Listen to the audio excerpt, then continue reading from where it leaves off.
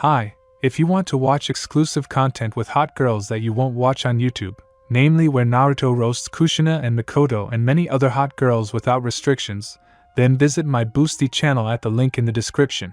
I can't believe it. Damn library. Why did Granny Tsunade entrust our team with this useless mission? Okay, Cat, even this makes more sense. Doesn't she understand that she's wasting our abilities? I'm the future Hokage, not a maid. Naruto muttered in extreme irritation and discontent. For him, sorting through ancient books was real torture. If it weren't for your antics on the previous mission, we wouldn't have to hang around here, Sakura remarked, thereby making a remark to the future Hokage, right, Sasuke-kun? I agree with Naruto. A ninja won't become stronger if he doesn't have obstacles in the form of strong enemies.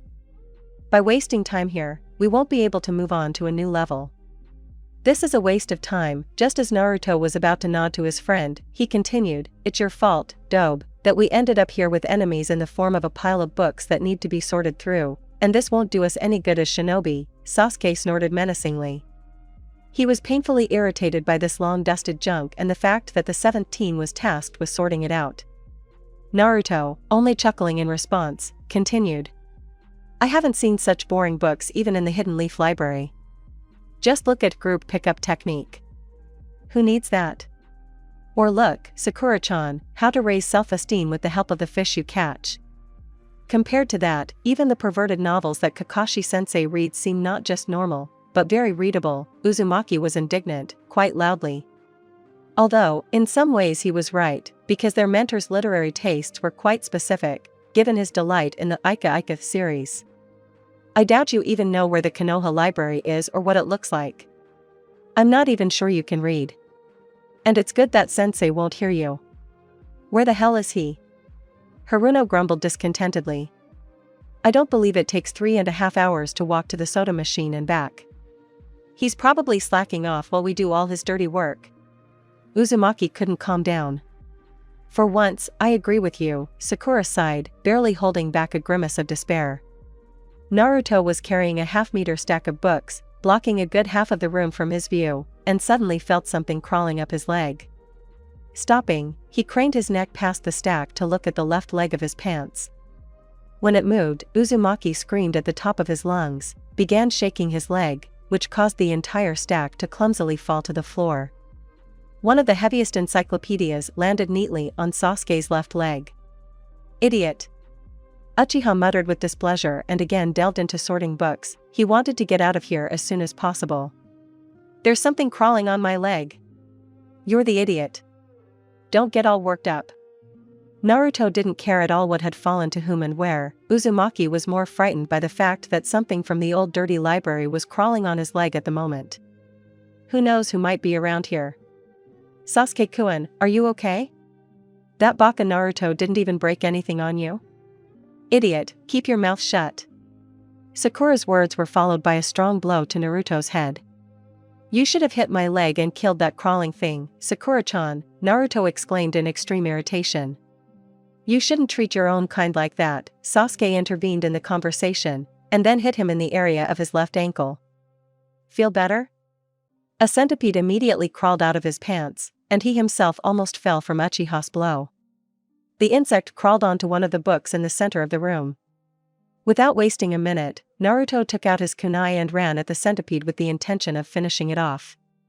Swinging, he pierced the insect through and through, pinning it to the cover of the book. Well, it's all over. It's good that it didn't bite me. The satisfied expression on the Jinchuriki's face made one believe that he had just performed a heroic feat of universal scale, and not just killed a simple insect. Crouching down, he raised his head above his recent victim, peering at her countless paws and what he considered to be a creepy body. Watch out! Sasuke suddenly pushed him aside, knocking him to the ground next to him. He was cut off mid-sentence by a pillar of light that appeared where he had recently been. Guys! The last thing Team 7 heard was Sakura's scream, who was at the opposite end of the room from them. After that, the entire room was enveloped in a bright golden glow, which made the children in it close their eyes and cover their heads with their hands, sinking to the floor. A minute later, Sasuke was the first to take a look. The room looked half ruined. The supporting structure had fallen apart in some places. The same book that was the source of the unusual light was still lying on the floor.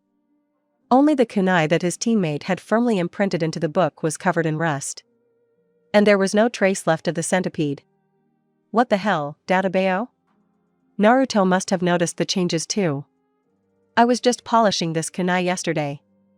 What bad luck, he raged. Indeed, he had wasted a lot of time yesterday to get the weapon in proper condition after the last mission. Look more closely, everything here looks like it's lived for another 10 years, Sakura objected. Otherwise you're fixated on yourself and the kunai. Look around, Naruto. So Sakura noticed too? Rain. Why is it raining outside when it was so hot just recently? Such sudden weather changes are not typical in this area. The first thing that caught Sasuke's attention was the huge hole in the roof that was letting all the water flow through. Right, Kakashi-sensei ran away under the pretext of thirst. It's all strange. Are we under Genjutsu now?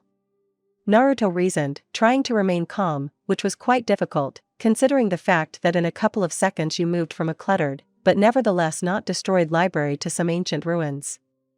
This book is probably to blame for everything. We have to find Kakashi-sensei. But now it's better to take it with us and get out of here. Haruno concluded the team member's reasoning. Coming closer, the girl took the book, pulled out a kunai and threw it into the owner's hands. The book itself now rested in her hands. Aiya, I got it, Naruto just exhaled, twirled it in his hands and looked askance at the rusty weapon closer. And somehow his face became sad, because he was very sorry for the time he had wasted yesterday. On the outside, literally everything had changed.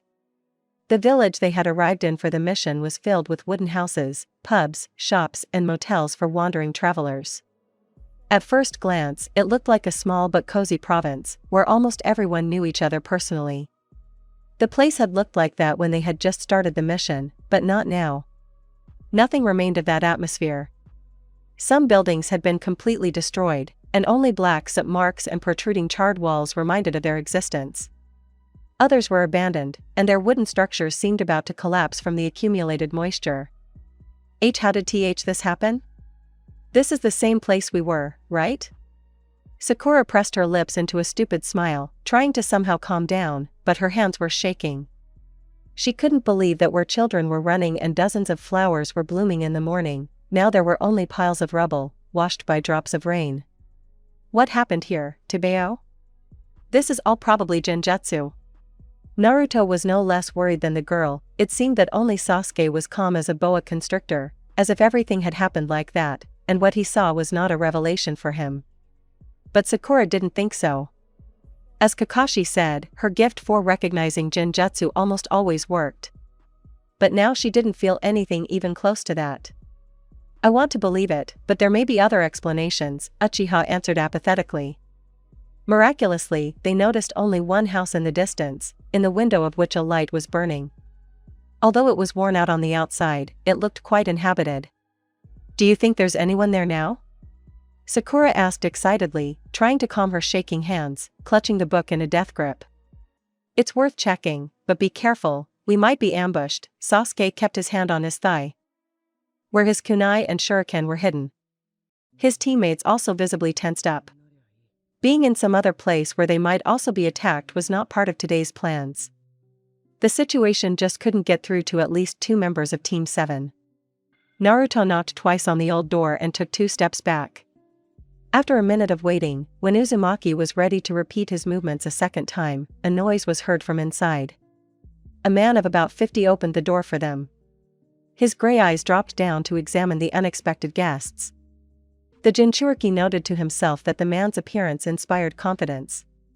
His gaze was tired, but not hostile, and there was no hint of a weapon in his hands. The last time I saw people here was about 5 years ago, and to see children too. Don't stand in the rain, you can come in, I won't bite, but please put your weapons away. This man looked surprised by the appearance of children here, but he opened the door wider, inviting the team inside with this gesture.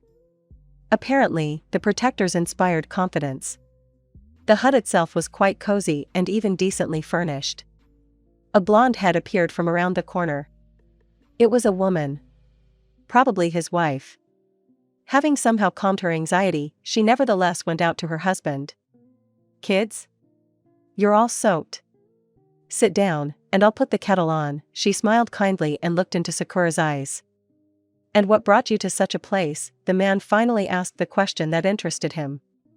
"We are here on the Hokage's orders. Our mission was to clean the library. But when we first started the task, everything in this place was alive, and there were people." Sakura was the first to speak up. She didn't want to show her panic. Sitting in a cozy house is a little better than standing outside in the rain. Although, on the other hand, there are strangers here who, due to the circumstances, seem very suspicious. "Impossible. You must be confusing something. This place was deserted almost immediately after the Fourth Shinobi World War. And the only ones living here are me and my family, and we definitely didn't order such a task." Sasuke's pupils narrowed, and Naruto squeezed his hand until it bruised from surprise. To them, such an outcome seemed the least likely. No, that just can't be. Granny Tsunade gave us this mission, ask her yourself." Naruto screamed loudly, spreading his arms out to the sides. "Tsunade? If this is the same slug Princess Tsunade, then I hasten to surprise you. She retired from the Hokage duties about 15 years ago. Now in her place, the man was not allowed to finish by the woman who came out with a tray. I hope you like green tea." She placed the hot drinks in front of the guests, not forgetting the sweet-looking cookies. Sasuke noticed out of the corner of his eye that the floorboards had already creaked 3 times behind the stairs, but he didn't show it. He only pulled his hand near Sakura, who was sitting there, trying to attract her attention. "Sorry, stupid question, but what year is it now?" After thinking for a bit, the kunoichi came to an absurd, at first glance, conclusion. "Do you really think you've gone through time? It's year X dash, are you sure?" The words spoken by the friendly stranger seemed absurd. Surely such a thing was impossible? How? Sakura and the boys were very confused. But such a reaction to the man's statement could be expected. 20 years. 20 years have passed, Databeo. Uzumaki, who, unlike Sasuke, nevertheless took the risk of drinking tea, choked on what he heard. His eyes began to darken a little. "Mom." A boy came down the stairs. He looked like he was a couple of years younger than the shinobi themselves. "Do we have guests? Are you really from the past?" He was just coming down, but he already started bombarding the young ninja, who were already shocked by the information, with questions. "Kotaro-kun, dear, is everything okay? And why such sharp questions? It seems to me that our guests themselves have not yet fully figured out the situation." The woman smiled warmly and placed her hand on her son's shoulder, then gently ruffled the hair on his head. When the boy finally looked at his opponents, he froze for a minute, and then cried out loudly. "I know you, give me a minute." And quickly ran back up the stairs. "It's really incredible, but if you're telling the truth, how could you get here?" The woman twirled the mug with the cooling drink in her hands, looking closely at the reflection shaking in the liquid. Sakura exchanged glances with her friends, who immediately understood her, and still decided not to tell. After all, if these people have personal motives for changing the past, and they manage to repeat what happened to the 7th team, it will be bad for everyone. "No idea, sorry. We all felt dizzy and fell, and when we came to, we were already here." A convincing lie was always a dangerous weapon in the arsenal of any self-respecting shinobi. Haruno had learned that lesson well. "I'm here," the child, although not even a minute had passed since he left, tripping over his own feet from impatience, almost fell head over heels down the stairs. Fortunately, the railing served as a reliable safety net. A shiny rectangular package could be seen in his hands. Coming closer to everyone, he took out strange cards from this package, on which the guys recognized themselves. Each of them had their own card with an individual image. At the top there was also a signature with the name of the hero and the letter R. Apparently, this letter denoted the rarity of the card itself. The boy, catching puzzled glances, decided to explain. "It's a new popular game among teenagers. The goal is to collect cards with images of heroes of the past generation of shinobi. For example, these are cards of heroes of the Fourth World War, which you are, right?" "We?" Sasuke took the card with his image from Kotaro's hands and began to examine it carefully. They really are similar, and our names too. Uzumaki looked closely at the image, narrowing his eyes like a fox. The head of the family adjusted his glasses and read the names written on the cards. And then added with a grin. Are you saying that the Hokage himself is sitting in front of me right now? The man's arrogant gaze turned towards Naruto. What? Sakura screamed, not hiding her surprise. If this is a dream or genjutsu, then don't wake me, I'm happy here too. Even the brightest smile that lit up the blonde's face was not able to convey even half of the emotions he was experiencing at the moment. If this idiot became Hokage, then it is obvious that the shinobi world is going through hard times? Sasuke nevertheless allowed himself such liberty in the form of a joke. Although his head was occupied by completely different thoughts. He was burning with curiosity, wanting to know whether his revenge goal had been achieved. Lord Seven is considered one of the strongest. His policy is the most peaceful towards the other hidden villages and countries. He also saved our world from the eternal Tsukuyomi and sealed Otsutsuki Kagaya during the Fourth World War. The boy's eyes sparkled and his cheeks turned a scarlet blush. So there will be another ninja war? Sasuke asked. It ended a little over 15 years ago. The Shinobi Alliance fought together against a common enemy. The boy still couldn't believe his eyes. His idol, the seventh himself, was sitting in his house and talking to him. It seemed like a dream to him. Kotaro even pinched himself a couple of times. I see, Uchiha exhaled. You know a lot, Kotaro-kun. That's your name, right? But, all this is in your time, and Naruto sitting in front of you is a stupid pervert and a klutz. Haruno, having recovered a little from the shock, said her word. I'm not a pervert or a klutz. Naruto wrinkled his nose and began to prove to his friend that she was fundamentally wrong. And yet, you are children, no matter what feat you may accomplish in the future. It is quite early now, only 10 o'clock in the morning. You can wait out the rain here, and if everything goes well, you will reach Konoha by evening. You are obliged to explain the situation to the Hokage personally. I will accompany you, the man said restlessly, pulling himself together. How can we repay you?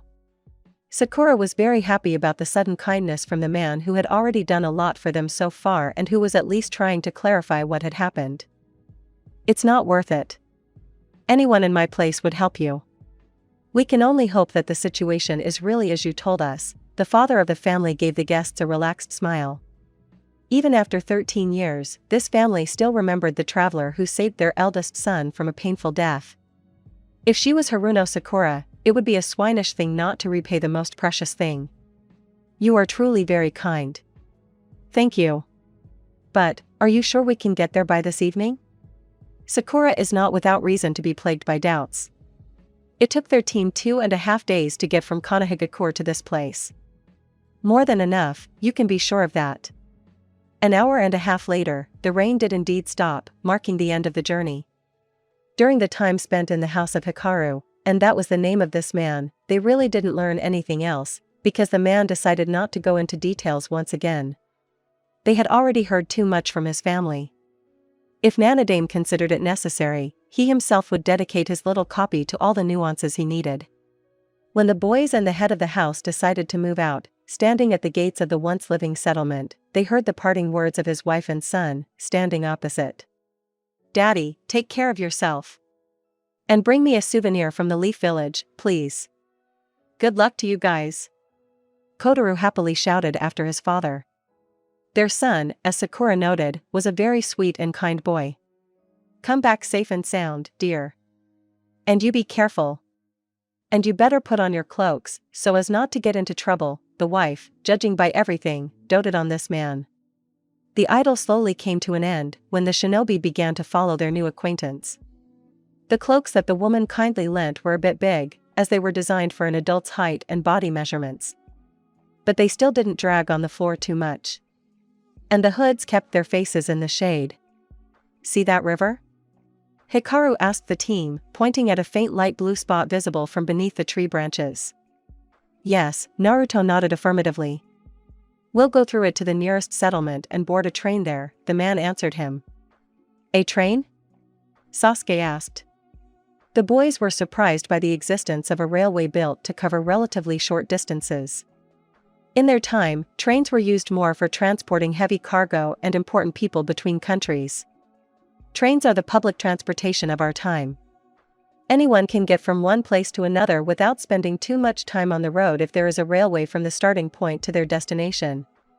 This is normal not only in the land of fire, but also outside of it.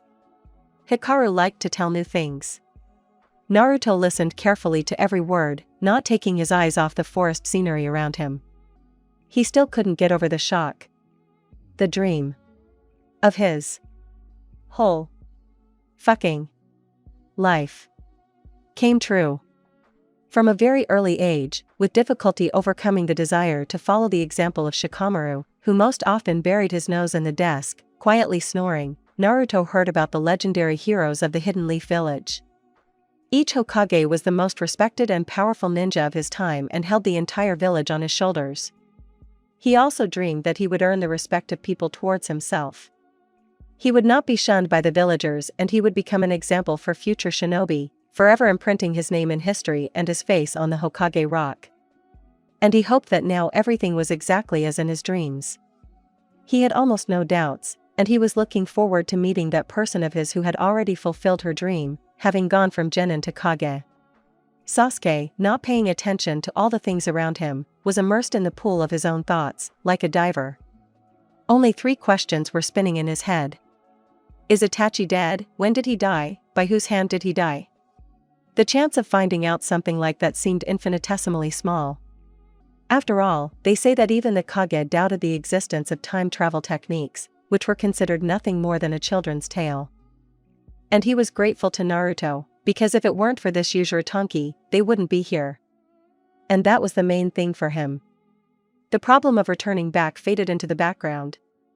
They would come up with something. They always did. Sakura at the same time looked at Naruto, then at Sasuke, imagining them in the future. She assumed that Sasuke-kun would have a similar hairstyle and ANBU uniform to his current one. He would look damn sexy in it. Shinaro. She saw Naruto in the scarlet hat that all previous Hokage wore and a light cloak, deciding not to waste time thinking about the details of his appearance. She was not so interested in him, but in her heart she was glad that he still did not remain at the broken trough, and fulfilled his childhood dream. But what about her plans and dreams? Has she become stronger?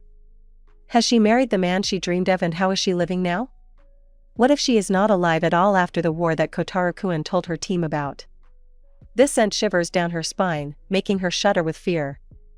There was something possible in this thought, which made her even more afraid. If Sasuke-kun and Naruto are now living happily surrounded by their families, and she remains just a name on a cold tombstone that her parents visit from time to time?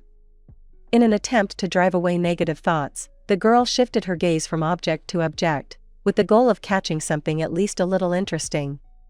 Gradually, the trees began to recede into the background, revealing a view of a small settlement located across the river. After some time, they were already in that very village and were heading towards the station. Technological advancement, in Naruto Uzumaki's opinion, had caused the environment to change somewhat. Take the same screens that were broadcasting advertisements for something incomprehensible, but from a distance resembling things that were ordinary for him. The overall environment looked quite lively, considering the many people they saw on the street. Hey, Sasuke, look at all this stuff. For example, how do you like this thing? Naruto kept pointing his finger at the display cases, showing his friend things that interested him. This lasted for more than 7 minutes, while they made their way through the endless stream of people. I realized that you like all this, stop poking me in the nose. Enough. Sasuke exclaimed this phrase in extreme irritation, removing his friend's hand, which seemed to have grabbed him with a death grip. Are you completely crazy? Maybe we can fight here some more? After this phrase, Naruto gave his teammate a relatively weak push in the shoulder, which caused him to stumble a little, and by a not entirely fortunate coincidence, he stepped on the edge of his own cloak, after which he completely lost his balance. The instinct of self-preservation kicked in at the moment when Sasuke sensed his own fall and forced him to put his hands forward. He finally recovered from the surprise when he realized that his gaze had collided with black eyes widened in surprise, hidden behind the red frame of glasses. Comment on prehistory. Neither the manga nor the anime mentioned the year in which certain events took place. In order not to violate the canon, I left a gap. Looking ahead, the card game is present in one of the arcs of the Naruto manga. It is mentioned almost immediately after the end of the Momoshiki arc. Familiar unfamiliar eyes.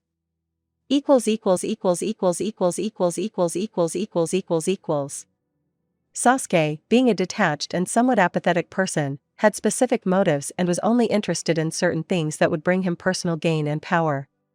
He did not understand the loud odes to love that almost every girl his age sang to him since the academy. At this stage, he was not interested in romantic feelings in all their manifestations. Sasuke's heart was bound with steel shackles and locked in a safe forever. There was no talk of falling in love. His heart was already occupied by revenge. This was not a fairy tale about an evil, terrible prince and a kind, beautiful princess living in a wonderful castle exactly 10 stories high. And if you had told him even a week ago that he would be pinning a complete stranger to the floor in the middle of the street, who would be red with indignation, he would have considered this man crazy and would have twirled his index finger at his temple. Before, but now. You, what are you, perverted, Shinaro? The girl's battle cry was followed by a punch to the right cheek. Neither he nor his team could have expected such force, even if she was called a kunoichi 3 times over. If she weren't Tsunade, of course. The poor guy rolled on the ground for a couple of meters and only thanks to his agility and dexterity, was able to do a somersault in time and land on his feet. He wanted to answer, but remembering that he had run into her himself, and the time at the moment was completely inappropriate for a fight, he just silently headed towards Hikaru-san, seeing the heroine off with a languid gaze. The crowd of onlookers, who had stopped for a moment to see if a skirmish would follow the blow, began to slowly disperse, realizing that they had nothing to gain here except the condemning glances of the heroes of this drama themselves. And Sasuke, in extreme indignation, approached Naruto. "You're not weak, team.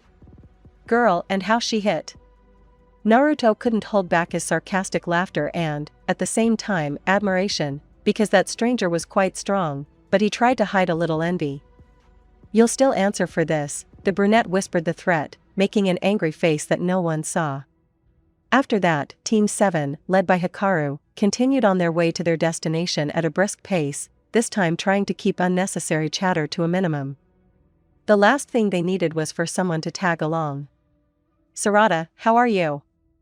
Mitsuki slowly approached his comrade, extending his hand to the latter to make it easier for him to get up from the ground. "Thank you. Did you see what happened? Those 3.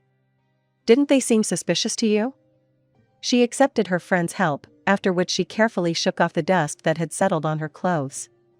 Boruto and Konohamaru, who were also watching the scene, hurried down to the roof and approached the rest of the team. "You're so cool, Sarada-chan. You almost knocked her out with the first blow." Boruto felt proud of his friend and smiled at the whole situation. "That man in the cloak, he seemed suspicious to me. Because of the shadow, I couldn't see his face completely, but his gaze and eyes. I'd definitely seen them somewhere," Sarada reasoned, digging through the library of her memory. "Such a déjà vu effect could be caused by the state of shock you were in. Maybe you just imagined it?" Mitsuki decided to put forward his own guess regarding the girl's statement. "No, I'm sure of it. I've encountered that look many times, but I don't remember anyone from the academy or my friends having eyes like that. They were so, she couldn't remember, something was spinning in her head, but this something was not a complete thought. Familiar unfamiliar?" Sarutobi-sensei tried to ease the tension a little, picking up on the train of thought of his student. "As strange as it may sound, but yes. Perhaps you said it best, Konohamaru-sensei." The girl nodded affirmatively to the mentor and looked around, hoping to see 3 silhouettes in black robes. Noticing that during the conversation, they had disappeared from the line of sight, Uchiha barely bowed her head down, exhaling deeply. Even if these 3 were criminals, it was not a fact that they were not already being followed, or that there was no mission to capture them in some village. "If you suspect every squirrel," Boruto began his monologue, noticing the brunette's expression, his voice became a little quieter, but no one seemed to notice. "You'll miss your real prey." "Well, that's what Hanabi's sister once told me." At the end Uzumaki hesitated a little. Either the words he had spoken earlier caused embarrassment, or the intense looks of his teammates. Why yes, you're right.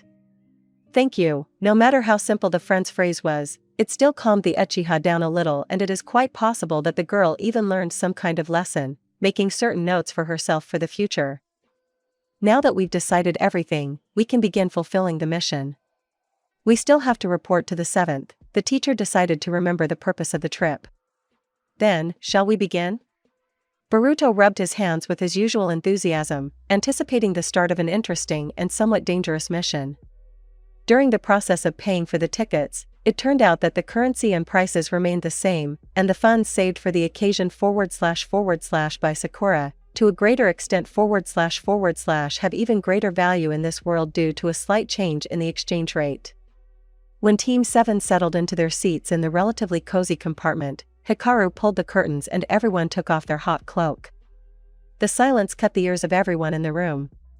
Naruto was the first to break it. That was awesome, Databeo. So many interesting things, it's scary to even imagine. And there was so much food there, but I don't think it can compete with the ramen from Ichiraku. His face blissfully spread at the mere memory of the taste of his favorite dish. Don't drool on the floor. We ended up in an unknown time, and all you think about is food, Baka Naruto. You're too fixated on the little things. Sakura was obviously infuriated by such frivolous behavior of her friend in a difficult situation. But you have to see the good in any difficulties. And you and Sasuke think too narrowly, that's what I'll tell you. Naruto was offended by the girl's statement, and he also decided to tell her what he thought.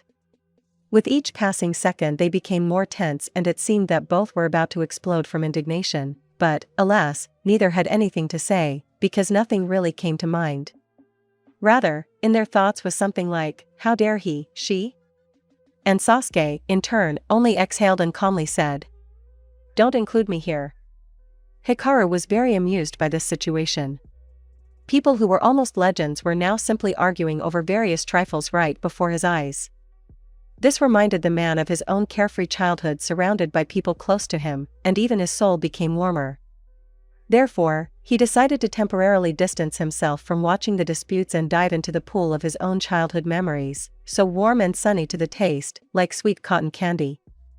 Hikaru closed his eyes and simply began to draw pictures from his childhood before his eyes, various funny situations, disputes over trifles with peers, although those trifles then seemed to him just big problems, because of which the whole world could split apart, turning upside down. The journey took a little over 5 hours, so they arrived in the evening, when the clock showed 19:06. It was not dark enough outside, so the streetlights had not yet been lit, but the sun had already begun to softly lie on the horizon, as if on the softest feather bed, giving way to the moon.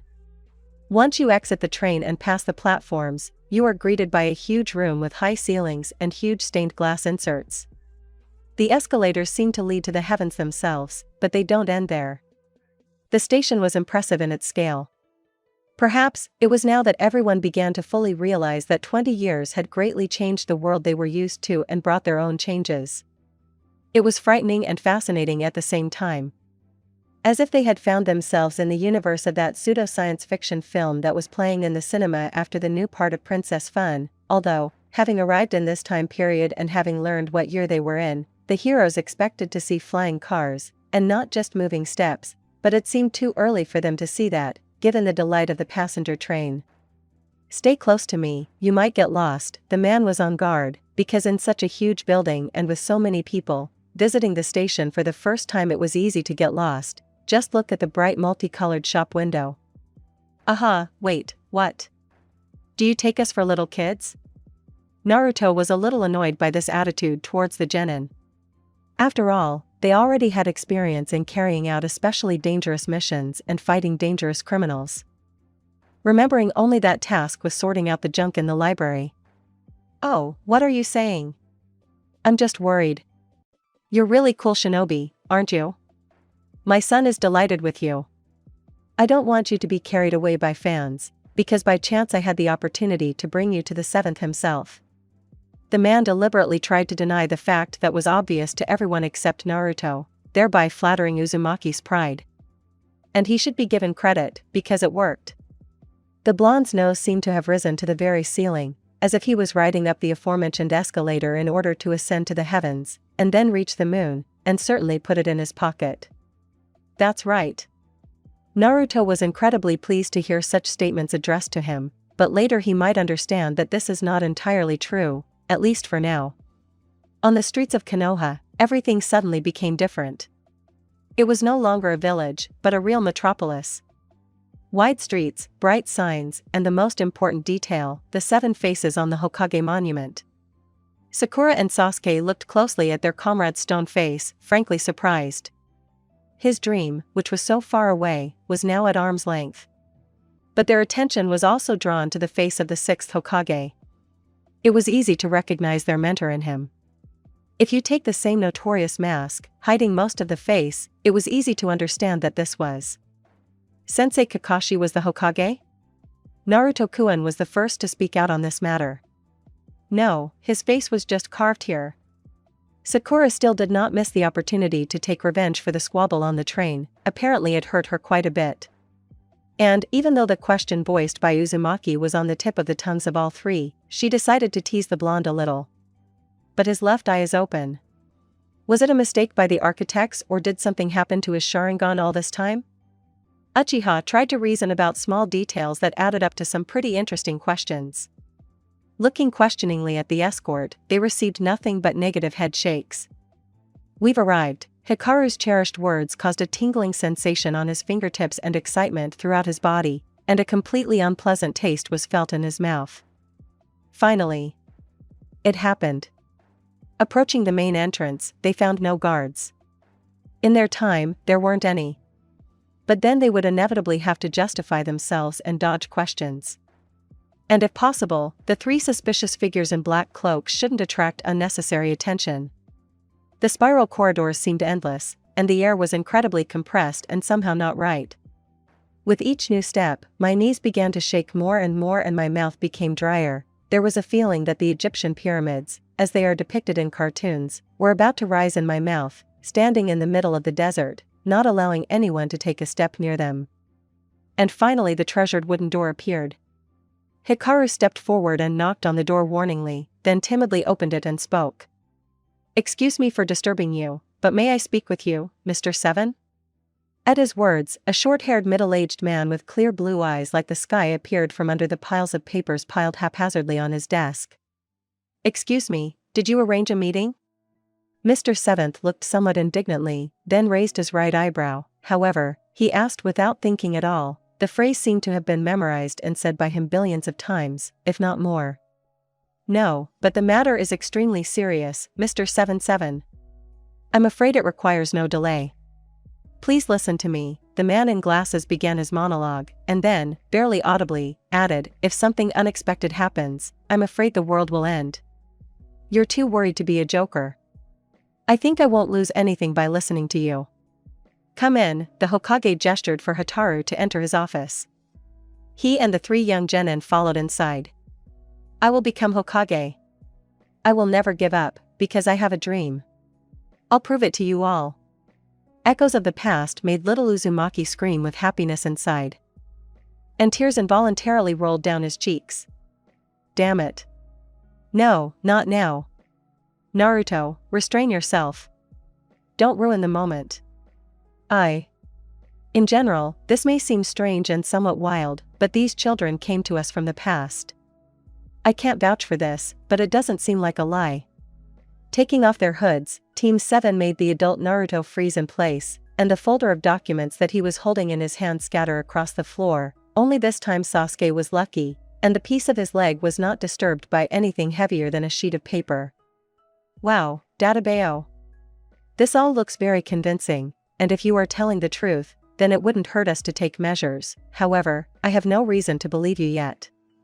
For this, the Hench no Jutsu would give 10 points. But if you call yourselves the 7th team, then I ask you to prove it. Having pulled himself together, Uzumaki decided to ask a couple of questions first to make sure.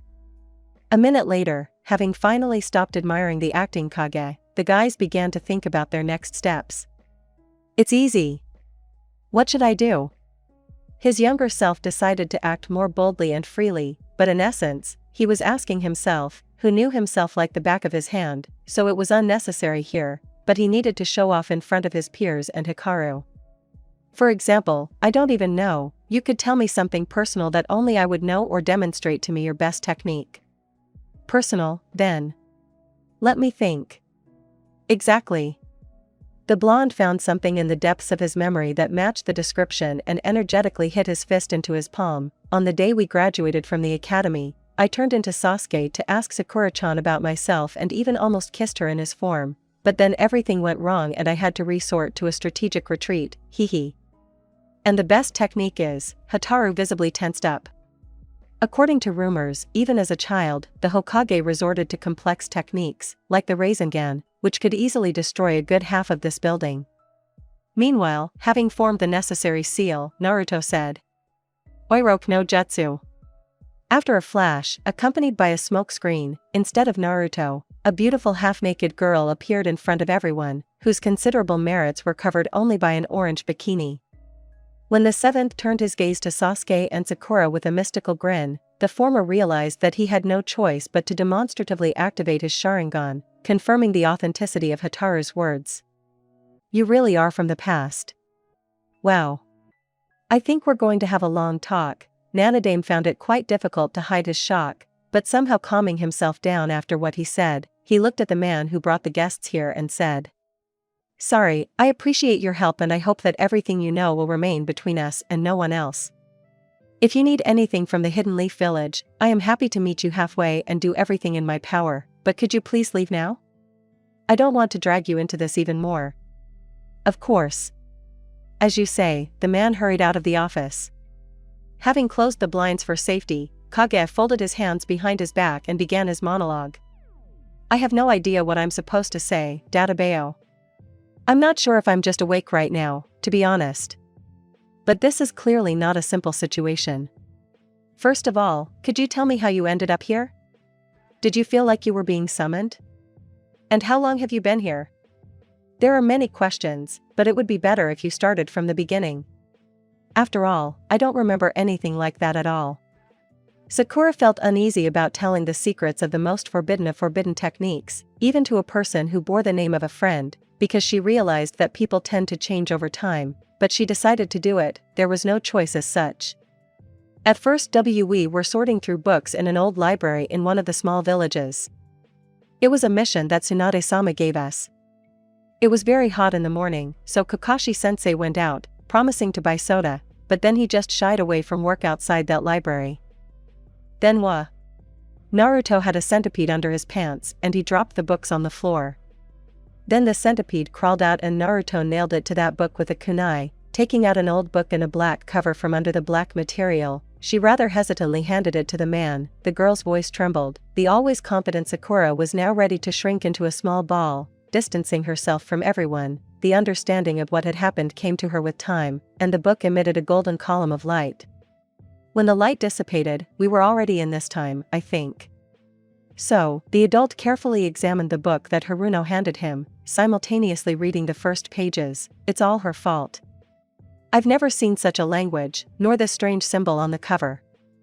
In order to decipher something like this, we won't be able to do without outside help. However, if during the deciphering someone from the encryption department finds out about something that can overcome space and time, we may not get off easy. Therefore, we need to wait for one person who can be trusted with this. Can this person be trusted?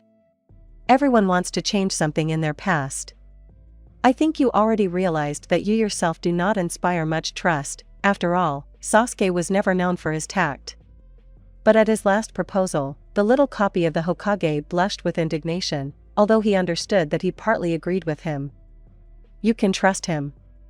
I think there are moments he would like to change and mistakes he would like not to have made in his time. But he is not the type to sacrifice his present to change the past. After all, he understands better than anyone that everything is as it should have been from the beginning.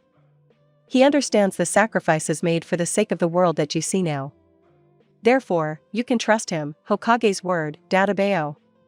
When the seventh said this, something seemed to sparkle in his eyes. The Naruto I know, although he is sometimes flighty, I don't remember him throwing words around in vain. Therefore, I believe you, future Naruto? Sakura was amazed and delighted by the man's speech. She decided to believe him. It couldn't get any worse, could it? This fact had calmed her down a bit more than once. Call me seventh, I think it will be easier for both you and me. How cool does that sound? If it really turns out to be too good a dream, after a night of ramen marathon, it will be a shame. After all, you are the Hokage and all so cool. And if you are me, then I am the Hokage and I am cool. And also, the whole village looks so new and big. Almost like in movies about the future. And also, since you are the Hokage, do you have a hat and a cape? Do you want to try it on? The adult put the headdress on the boy's head and patted him on the head through the hard material, which made him smile widely and laugh joyfully, forcing the Hokage to show his most sincere smile in return. And Boruto usually doesn't like it when I do that. Looking into his own childish eyes, looking at him with a naive gaze, through a veil of tears, Naruto was overcome by a warm feeling of nostalgia, giving a languor throughout his body. After all, this boy, dreaming of becoming Hokage, still had to experience everything that he would prefer not to remember. All those moments that brought incredible mental pain, tore at his soul like cats. Meetings, gains, losses, and battles. Cruel, cold, with a metallic taste of blood in his mouth. It was as if he was looking in a mirror. This boy was like a reflection. A reflection that all those things that the man had long since left behind, had yet to meet on his path to becoming a true ninja. From such thoughts, his heart bled, and then tears appeared in his eyes, which he immediately shook off with his hand, pretending that his eye was itching. Now he proudly wears the title of Hokage on his back. But at the same time he lifts an unbearable burden placed on him by many people who have long since passed away. Every time he puts on the scarlet hat, he remembers Niji's last look, the promise given to Jiraiya, Nagato, and Obito, long dead, but incredibly brave and purposeful people in life. Fallen in the name of peacetime. He also remembered the words of Itachi, which, at the time, opened the eyes of an immature boy to his goal. Opened his eyes to the fact that he always confused cause and effect. After all, one does not become Hokage in order to be recognized by everyone. It is the one who has been recognized by everyone who becomes Hokage. Right? He was brought out of his inner world by a cry from behind the door. Seventh, is that report ready yet? How much longer do I have to wait? With the problem that had suddenly fallen on his head, the fire shadow completely forgot about paperwork. Shikamaru would be displeased. Fortunately, there was little left to write, and he should have time. Yes, give me 10 minutes, the blonde shouted casually. What should we do now? Sasuke frowned. I think you shouldn't stick your neck out and show yourself anywhere. So here you'll be in the form of tourists and... Does that mean that we will just sit around on our asses? No way. I have a goal, and I don't want to stop and do nothing. After all, shinobi are created for missions, you should understand me. On the path to becoming Hokage, you just sat around doing nothing? If not, then why are you suggesting this to us? This only suppresses our shinobi spirit. Sasuke and Sakura nodded affirmatively at their comrade's words. I forgot how stubborn I was. The spirit of the shinobi, you say. And you're right. Shinobi always remain the same, right? Sasuke once dispelled Kage's doubts about this, after a while opening his eyes to the true potential of his son. I really haven't been sitting idly by, and it's not my right to tell you what to do. Therefore, I will meet you halfway. What do you say if from this day on, you will be, Shinobi by exchange, until we solve the problem with this book?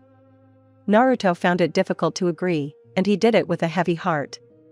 After all, the young Avenger with the Sharingan, the future second Tsunade and the boy with the bloodthirsty fox sealed inside, who are also the future saviors of the world, if they get into trouble during missions, they can endanger the past, present and future, plunging the world into eternal Tsukuyomi. But, knowing for sure that a ban would only push him away from himself, Uzumaki decided to trust them. After all, it would be better if they carried out missions assigned to them personally, rather than secretly going to catch the nearest robbers or bandits. And it would be safer to give them a Jonin or almost, who would not take his eyes off these three. I knew that in the future I would be just as understanding, the young Jinchuriki responded cheerfully. But I have the right to dictate some conditions. Do not use techniques and dojutsu that can give you away. This especially applies to the Rasengan and Sharingan. If everything is clear, then your first mission from me, while I arrange rooms for your temporary residence, could you sit in the hallway of the residence for a while? And also, it would be better to use Hench no Jutsu, because your appearance really gives you away. Yes sir. Haruno Sakura and Uchiha Sasuke were once again surprised by the mature thinking of Naruto standing before them. They definitely expected less and were pleasantly surprised. The kunoichi felt calm and happy. They had not made a mistake when they agreed to meet with the seventh, and now she realized it. And while they wait, Naruto will still have time to get a full earful from Sakura and Sasuke for the secret told in the office. But even this could not spoil his mood. Let's be honest, nothing can spoil his mood and extinguish the fuse for the next whole life. Commentary on Familiar Eyes. I hope we have fully met your expectations. The next chapter will be more interesting in terms of new acquaintances and shocks. Thanks for the +30, that's incredibly nice, Shinaro.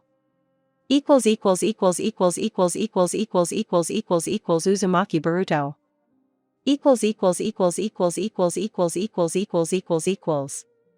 The setting sun gradually began to give way to the soft moonlight, scattered like a silken veil across the streets of Konohagakure. The stars scattered like diamonds across the night sky, hidden behind thick clouds that spread in different directions. After endless minutes or even hours of waiting, Team 7 opened the door to the Hokage's office again to receive detailed instructions and directions.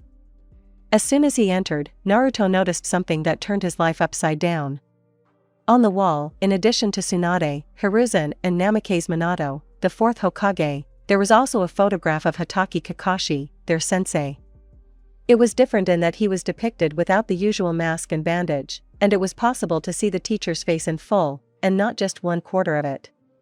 Sakura noticed that Kakashi was very handsome for his age and looked youthful, although from the few wrinkles around his eyes it was clear that he was older than they were used to seeing. Sasuke and Naruto were pleased by the fact that their curiosity was satisfied. It was another small victory that made them happy despite the depressing circumstances. So that's what he's like. He's kind of cool, but I expected more. Like huge teeth sticking out of his mouth, or scars from a tragic mission, Naruto mentally lamented that his dreams and theories had never come true in practice. Meanwhile, Sasuke recalled the phrase Uzumaki had once said, "What if he has lips like a codfish?" However, that wasn't the only aspect that interested him. I was right. 7th, what happened to Kakashi-sensei's eye? Uchiha barely stuttered. It was unusual to address this dobe in such a respectful manner. However, there were no alternatives in sight so far. Well, it's a very long story. You'll find out someday. The adult version of their friend smiled casually, to which the three genin only sighed sadly. It was obvious that he was shifting the blame. His expression acquired a bit of seriousness at the same time. Now, let's discuss our plan and alibi. For everyone, you will be shinobi from a small civilian village, who came here for a while to gain experience. Do not let yourself be given away under any circumstances. I think you realize that over the past 20 years, you have earned many enemies of varying degrees of danger. And if you suffer, the future will suffer too. If you notice anything suspicious, let me know immediately, he repeated again and again about danger and caution. And was this a reason for pride? The more great things a shinobi has done, the more enemies he has. But great can be interpreted as evil, and truly heroic. If everything was already more or less clear with Naruto, then Sasuke and Sakura knew absolutely nothing about their future selves. Having finished his monologue, the Hokage took 3 sets of keys and a pack of Ryo wrapped in paper from a drawer. The amount looked impressive, especially for children. He gave the keys to each of them and handed the money to Sakura. It was awkward and somewhat inconvenient to accept this, but in this context it was a necessity rather than a whim. Or they would die of simple hunger in a few days. Huh? This is... How many times had she been confused that day? I trust you, because I think you're better at managing your finances than Sasuke and I. I remember very well that the money I had kept Ichiraka ramen afloat until I got married. Married? To Sakura-chan? Bending his arms at the elbows, little Naruto pressed them to his chest and clenched his fists. His eyes literally sparkled. Sakura prayed to Kami for the cherished no. Her dreams were like a vicious circle. They started and ended with a future with Sasuke-kun, although she understood that if she hadn't done anything to herself, this was unlikely. Girls of varying degrees of attractiveness and talent hung around Sasuke since childhood, and even some heiresses of notorious clans. The same Ino Sakura also prayed that this pig would not become his future chosen one. She did not succeed in either, and was from an ordinary civilian family that did not boast of a great pedigree. The fact that her forehead was huge, because of which she was the subject of ridicule in childhood, and also got a split personality to boot. Not the most advantageous match, you must admit. No, now Sakura-chan is like an older sister to me. My wife's name is Hinata. You've already met. After a short silence, accompanied by a thoughtful grimace from little Naruto, followed by, so that's how it is. She is certainly very strange and somehow too quiet, but not bad. Well, if you, that is, I am happy, and really love her, then I think that's good. You love her, right? Having received a sincere nod in response, the little Jinchuriki calmed down. He rattled off these words, trying to say as much as possible of everything that came to his mind at the moment. Although Uzumaki won't let go of his crush on Sakura so quickly, he doesn't need to show it to the future version and ruin their relationship by rejecting the 7th Hokage's feelings because of his beliefs. He has already, partly, just a little, accepted that he will eventually fall in love with another and even marry her.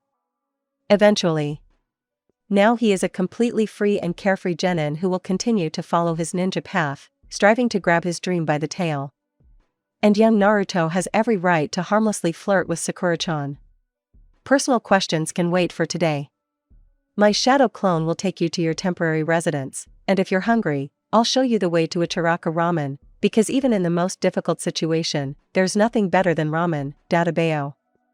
And tomorrow morning, say, at about 10 in the morning, you'll need to come to my office.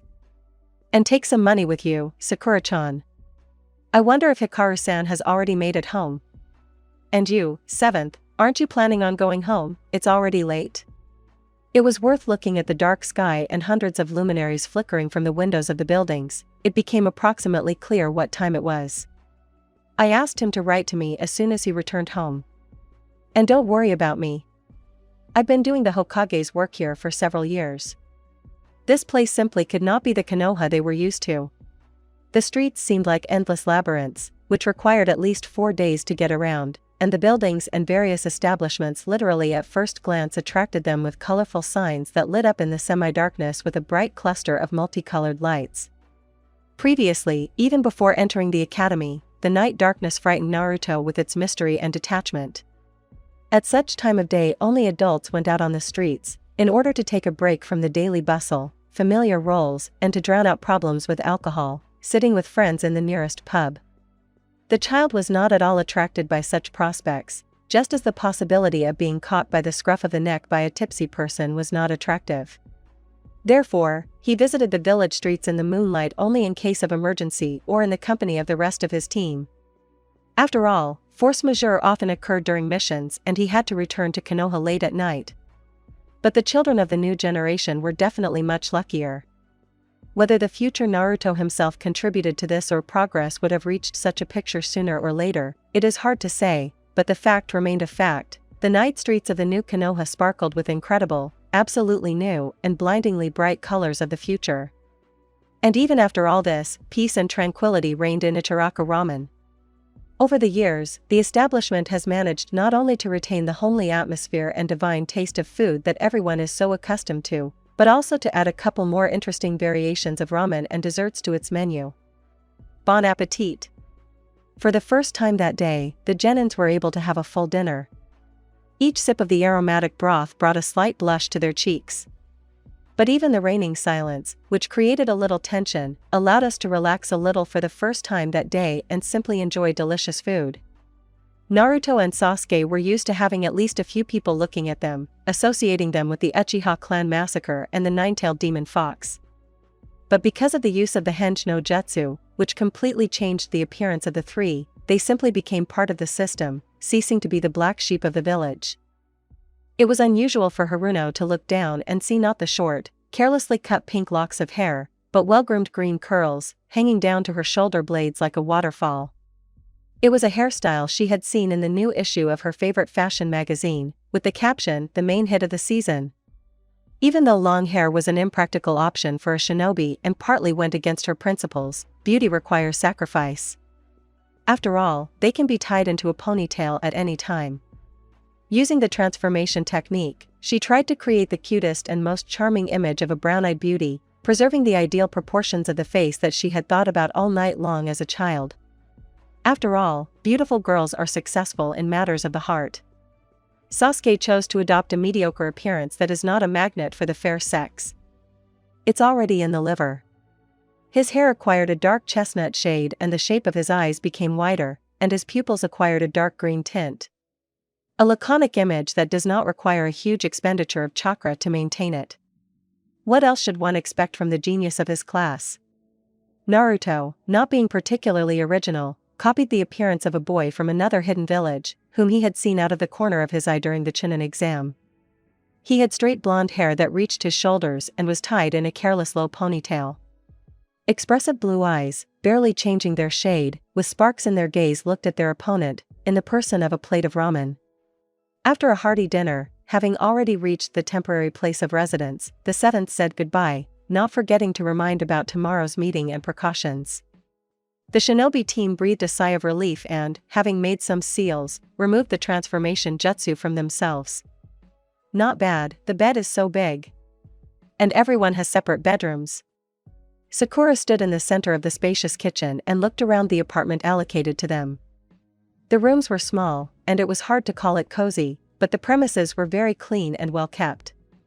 Everything was done in gray-blue tones and brought on a little melancholy, but Sasuke clearly liked the decor. Taking a breath, Sakura continued, "This day was full of surprises, and I hope that we will be able to return home." "I agree, Tebeo. Even though I became Hokage and it's the best thing that's ever happened to me, I haven't achieved it yet. I'm not the 7th Hokage yet. And then, what about Iruka-sensei, Kakashi-sensei, Shikamaru, and the others? They're probably worried about us. We know almost nothing about the technology that brought us here. If we manage to return, we can get to the moment from which we got here, or to any other.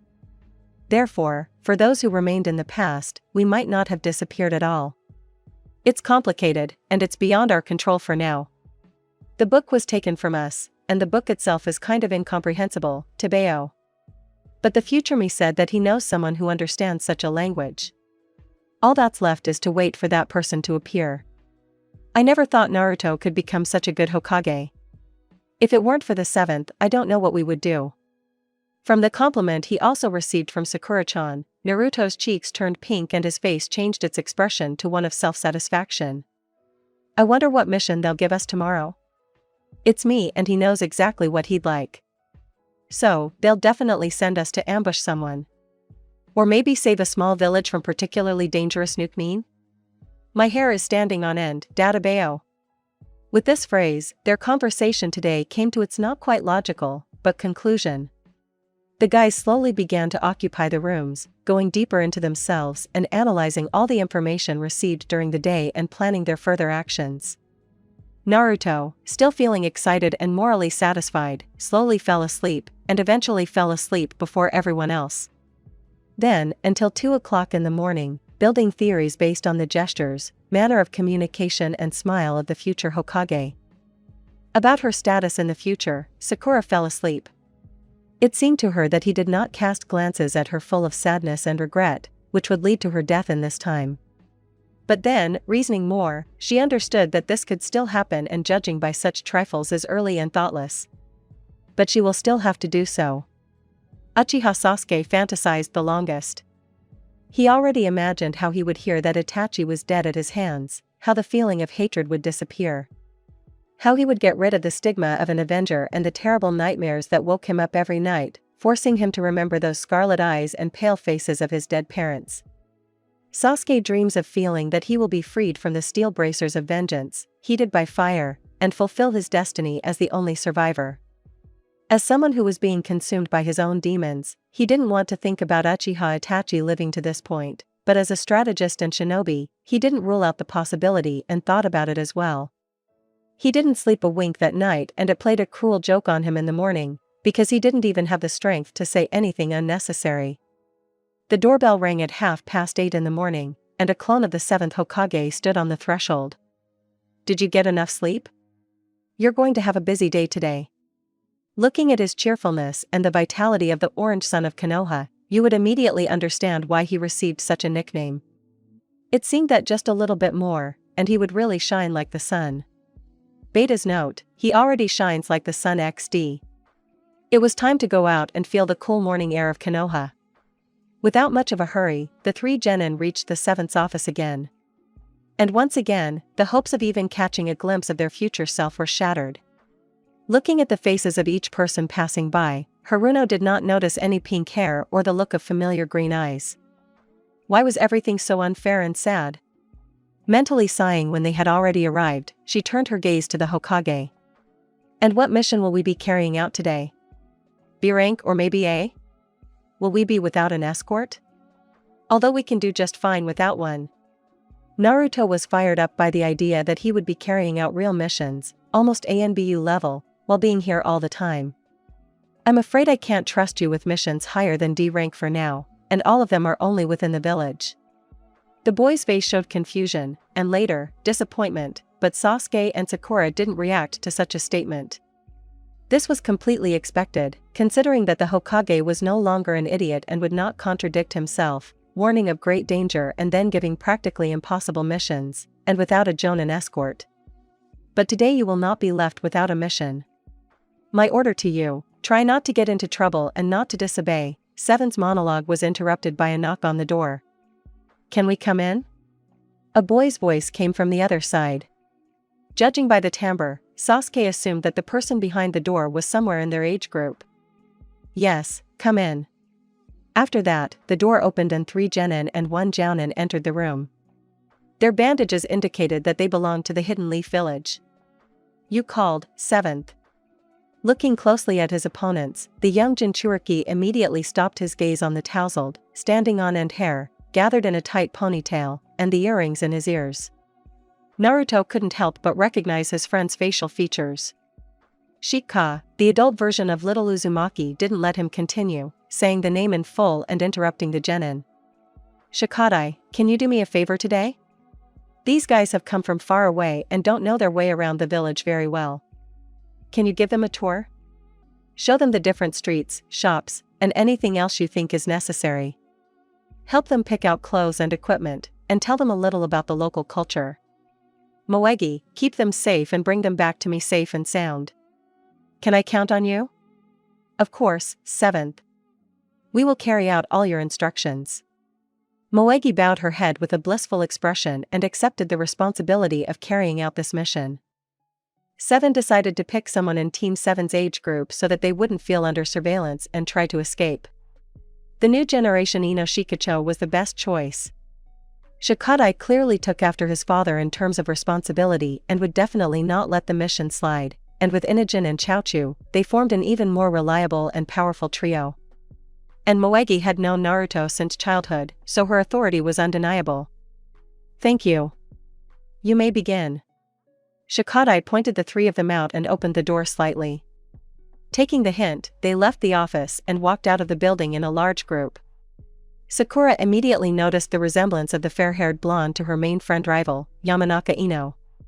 Despite his young age, he was very handsome, just like his mother. But the overly unnatural pallor of his face was the main difference from Ino. It was easy to understand that he got it from his second parent. And it was unlike Sasuke. The word pale-faced was often used to describe the Uchiha's appearance, but it was a neat, not very noticeable pallor that could be called healthy. And if she was right in her guess and Ino's future betrothed was not Uchiha Sasuke, she owed it to Kami. But it was too early to judge by skin tone alone. "So you are from the land of fire?" The plump girl, turning her gaze to Sakura, because, obviously, she felt uncomfortable addressing the formidable-looking Sasuke, and she was embarrassed to talk to the second handsome guy, decided to be the first to start a dialogue with these 3. "Well, yes, but we are from a very small village on the border with the country of tea, the country of tea." In our area, there is no place for ninja talent to develop, so we ended up here in search of experience and worthy missions. Haruno began to come up with details of the cover they received from the 7th Hokage on the fly. So, you didn't study at the academy and don't belong to any clans? The fair-haired boy also decided to intervene in the dialogue. No. We never trained at the academy. We were trained by some former shinobi. And we probably have as much experience as you do. We've been training since childhood. And we come from very ordinary families. That's how it is. Well, I think that if the 7th chose you and care so much, then you have potential. And how long have you been in the village? We just got here yesterday evening. It's so beautiful here. Well, I think that new acquaintances won't hurt you.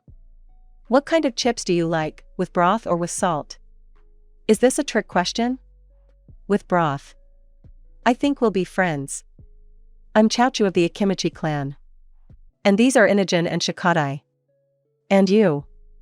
And I'm Haruno Sakura. You may or may not have heard of me, but I'm from the past and I'm actually old enough to be your mother. Oh, and these two are actually Uchiha Sasuke and Uzumaki Naruto. Nice to meet you. Damn. Damn. Damn. What name should I call you? Sakura. Sakura. Sakura. Hey, is everything okay? Akimichi snapped her fingers in front of her new friend's face to get her attention. Yes, sorry. Hanami, my name is Hanami. Nice to meet you. You don't need to know my name. When attention was drawn to Sasuke, he just put his hands in his pockets and turned away. We don't need it. Inajin clearly didn't like this strange guy. He seemed too murky. And after his phrase, they exchanged unfriendly glances. And I'm Kamaboko. Naruto wouldn't be himself if he didn't choose something related to ramen. Of course. Sasuke even briefly wondered if he could name his future son Ramen. But deciding not to engage in truly stupid and pointless reasoning, he crossed the thought out of his head. He wasn't an idiot. Let's move a little further, Hanami? Before this, the girls followed right behind Shikadai, who was their guide. But after Chocho's suggestion, they moved back a little, away from extra ears. Akimichi continued, tell me a little about yourself. What kind of guys do you like there? Maybe you watch different dramas? Why did you decide to become a ninja? I've been in the company of these two for a week now. Either missions drag on, or the ancestors decide to train us, and my friend Sarada left on a mission 3 days ago and I don't even have anyone to really talk to. You look cute and immediately passed my test, and I also like your hair. I hope my company doesn't bother you? No, everything is fine. It's just that, to be honest, I'm a little confused. You're really cute too. I'm new here and everything is so unfamiliar and new. And my hobbies, well, I like reading different fashion magazines and sometimes I keep a diary. As for boys, there's someone I like. Hanami smiled and rolled her eyes slightly, indulging in memories of the object of her affection, who was currently walking behind her. Chaochu approached her new friend, and covering her mouth with her hand, said, between you and me, this is that handsome Kamaboko-kun from your team? Am I right? What? No, and no again.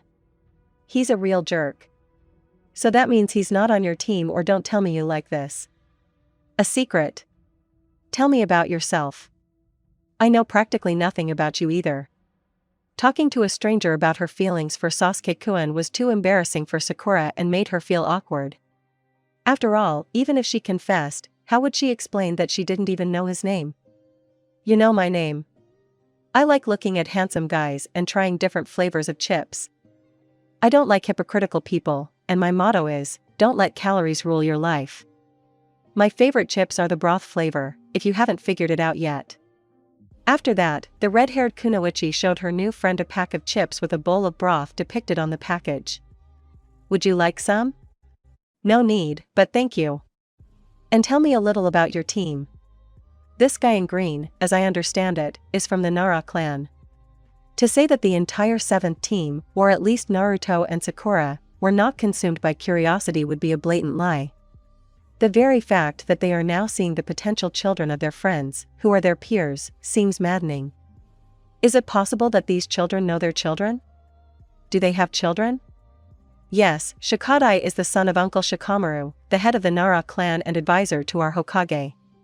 He always acts like a real adult, although he is quite lazy and it is impossible to wait for any initiative from him. And Inogen's mother, Aunt Ino, is the head of the Yamanaka clan. She is so cool and always dresses very fashionably. He is too straightforward and this does not always play into his hands, but Inogen is talented in Sumi Bunshin no Jutsu, like his father, Uncle Sai. Although I rarely saw him, he seems like a rather interesting person. Chaochu clearly did not know how to keep her mouth shut. Sakura, no matter how naive and inept she was, would never so easily reveal so much personal information about her teammates. But at the moment it was just wonderful, because she found out that Ino's future husband was not Sasuke. So, her chances have not increased much.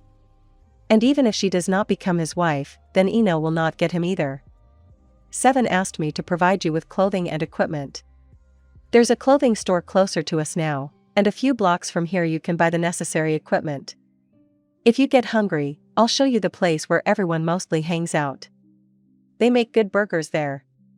Shikadai stopped and spoke loudly enough for everyone to pay the necessary attention to him. Buying clothes, despite using henge, was a forced and necessary measure. After all, maintaining additional parts required a small but stable expenditure of chakra. And if they put on pre-prepared things, it will help them fight longer and more effectively if necessary. Even if they miss battles, their chakra reserves are not endless for 2 of the 3 genin and sooner or later henge will need to be dispelled or they will exhaust themselves.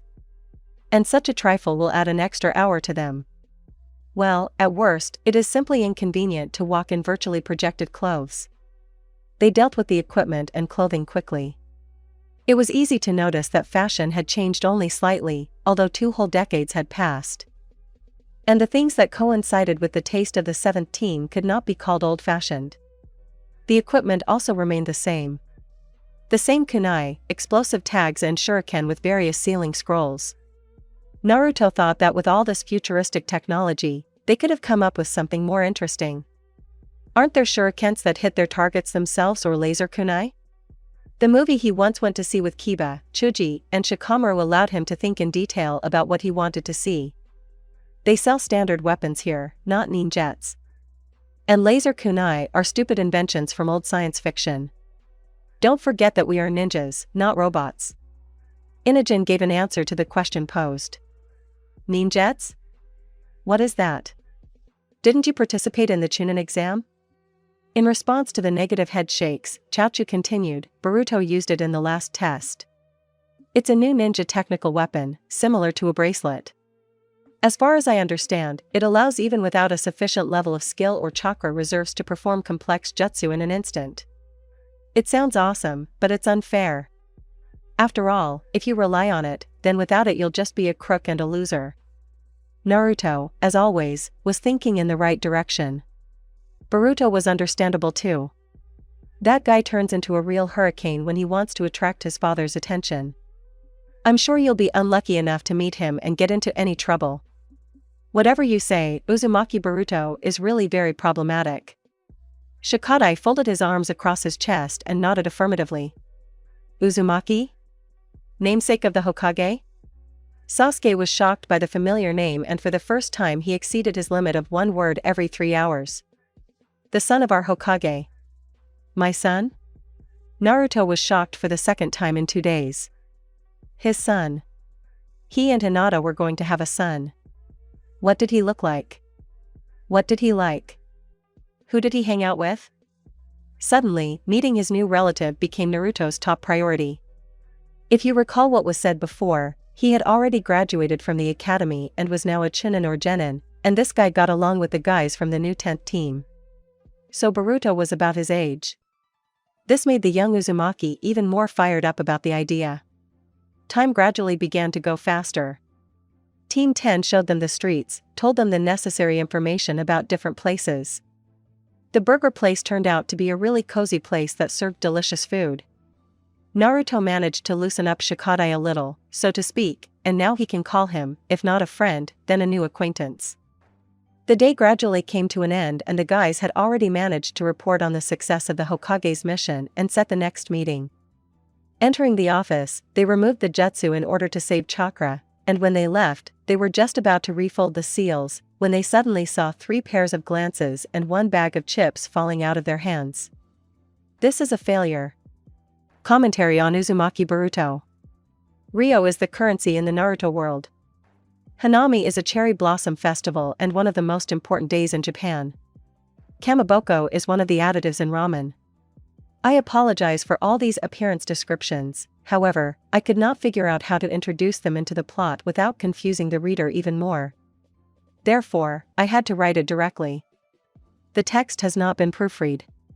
Mistakes and typos in the PB, please. Team number 7.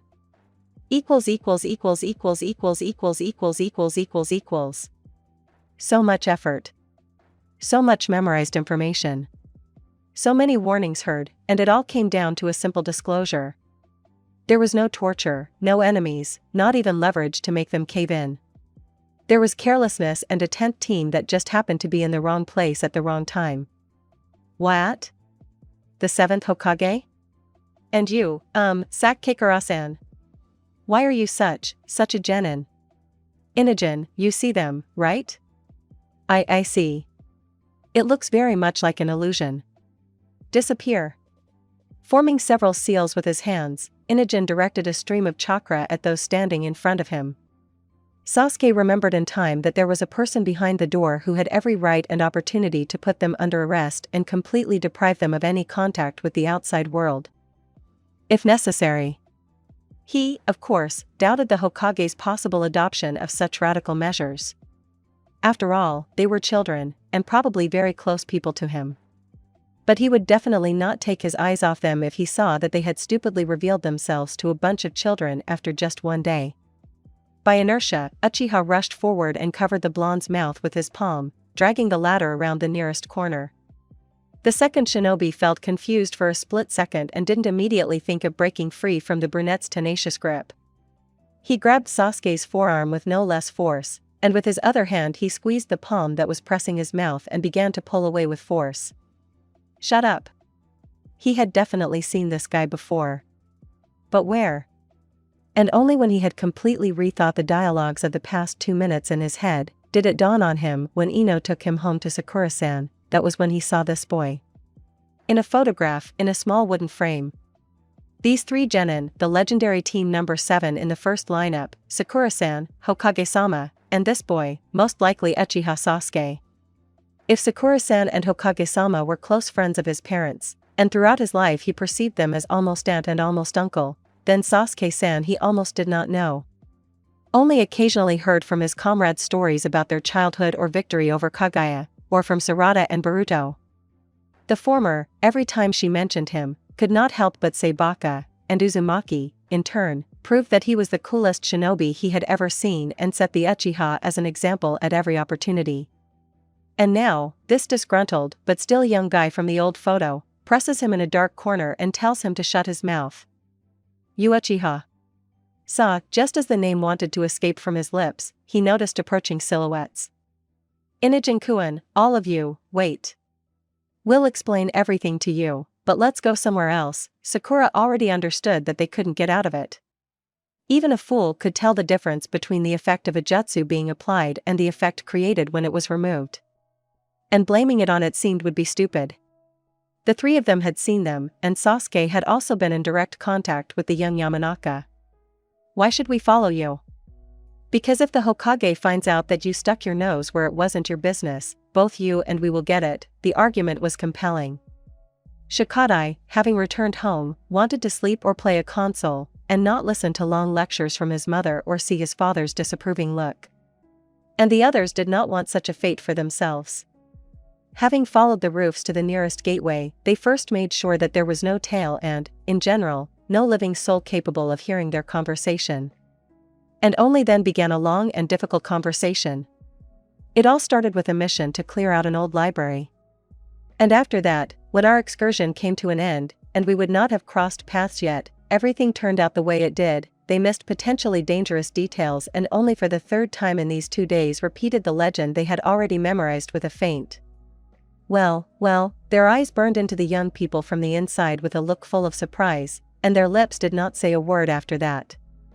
This silence really tensed up the whole situation. It was unclear what to expect next. Could these 3 blab about everything to someone, or would they keep the secret like the apple of their eye? Well, that's all you can say? Let me digest all this. You yourself meet someone from the past every day, Hana. Saku, and what should I call you? Don't say our real names.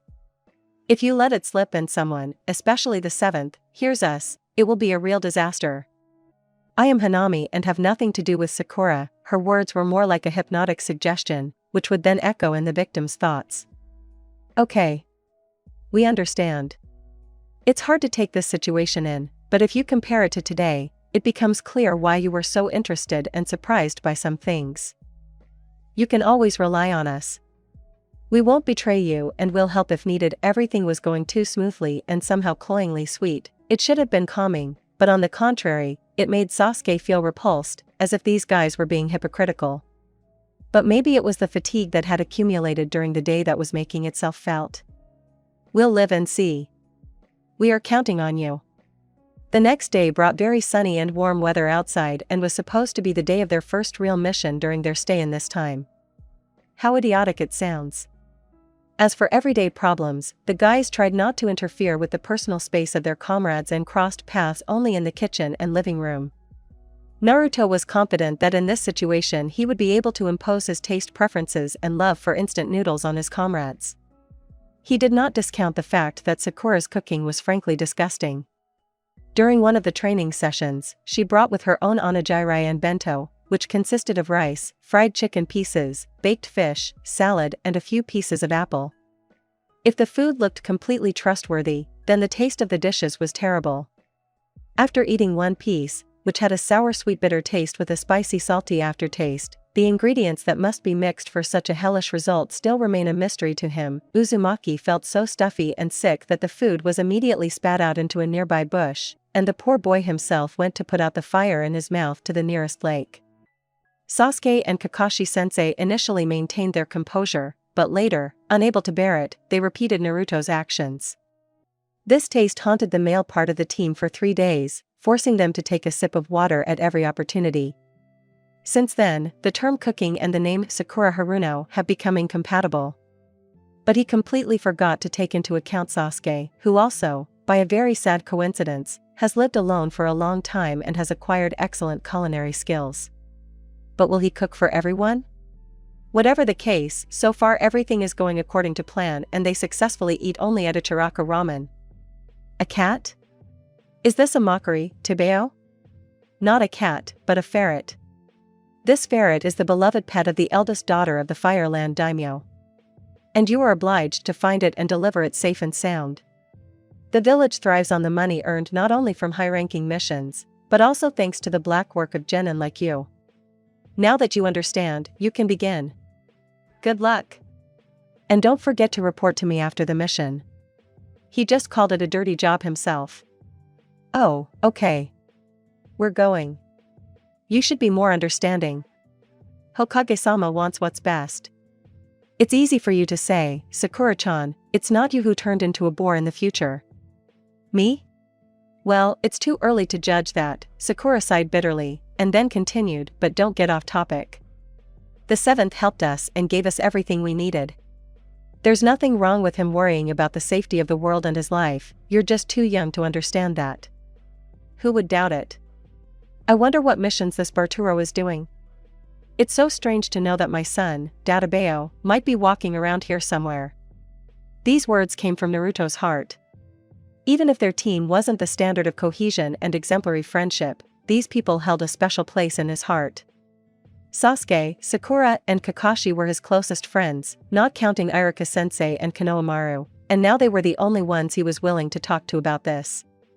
Naruto had a vague idea of the word family, formed as a result of stories from his peers and his fantasies. And this man, in fact, was his own.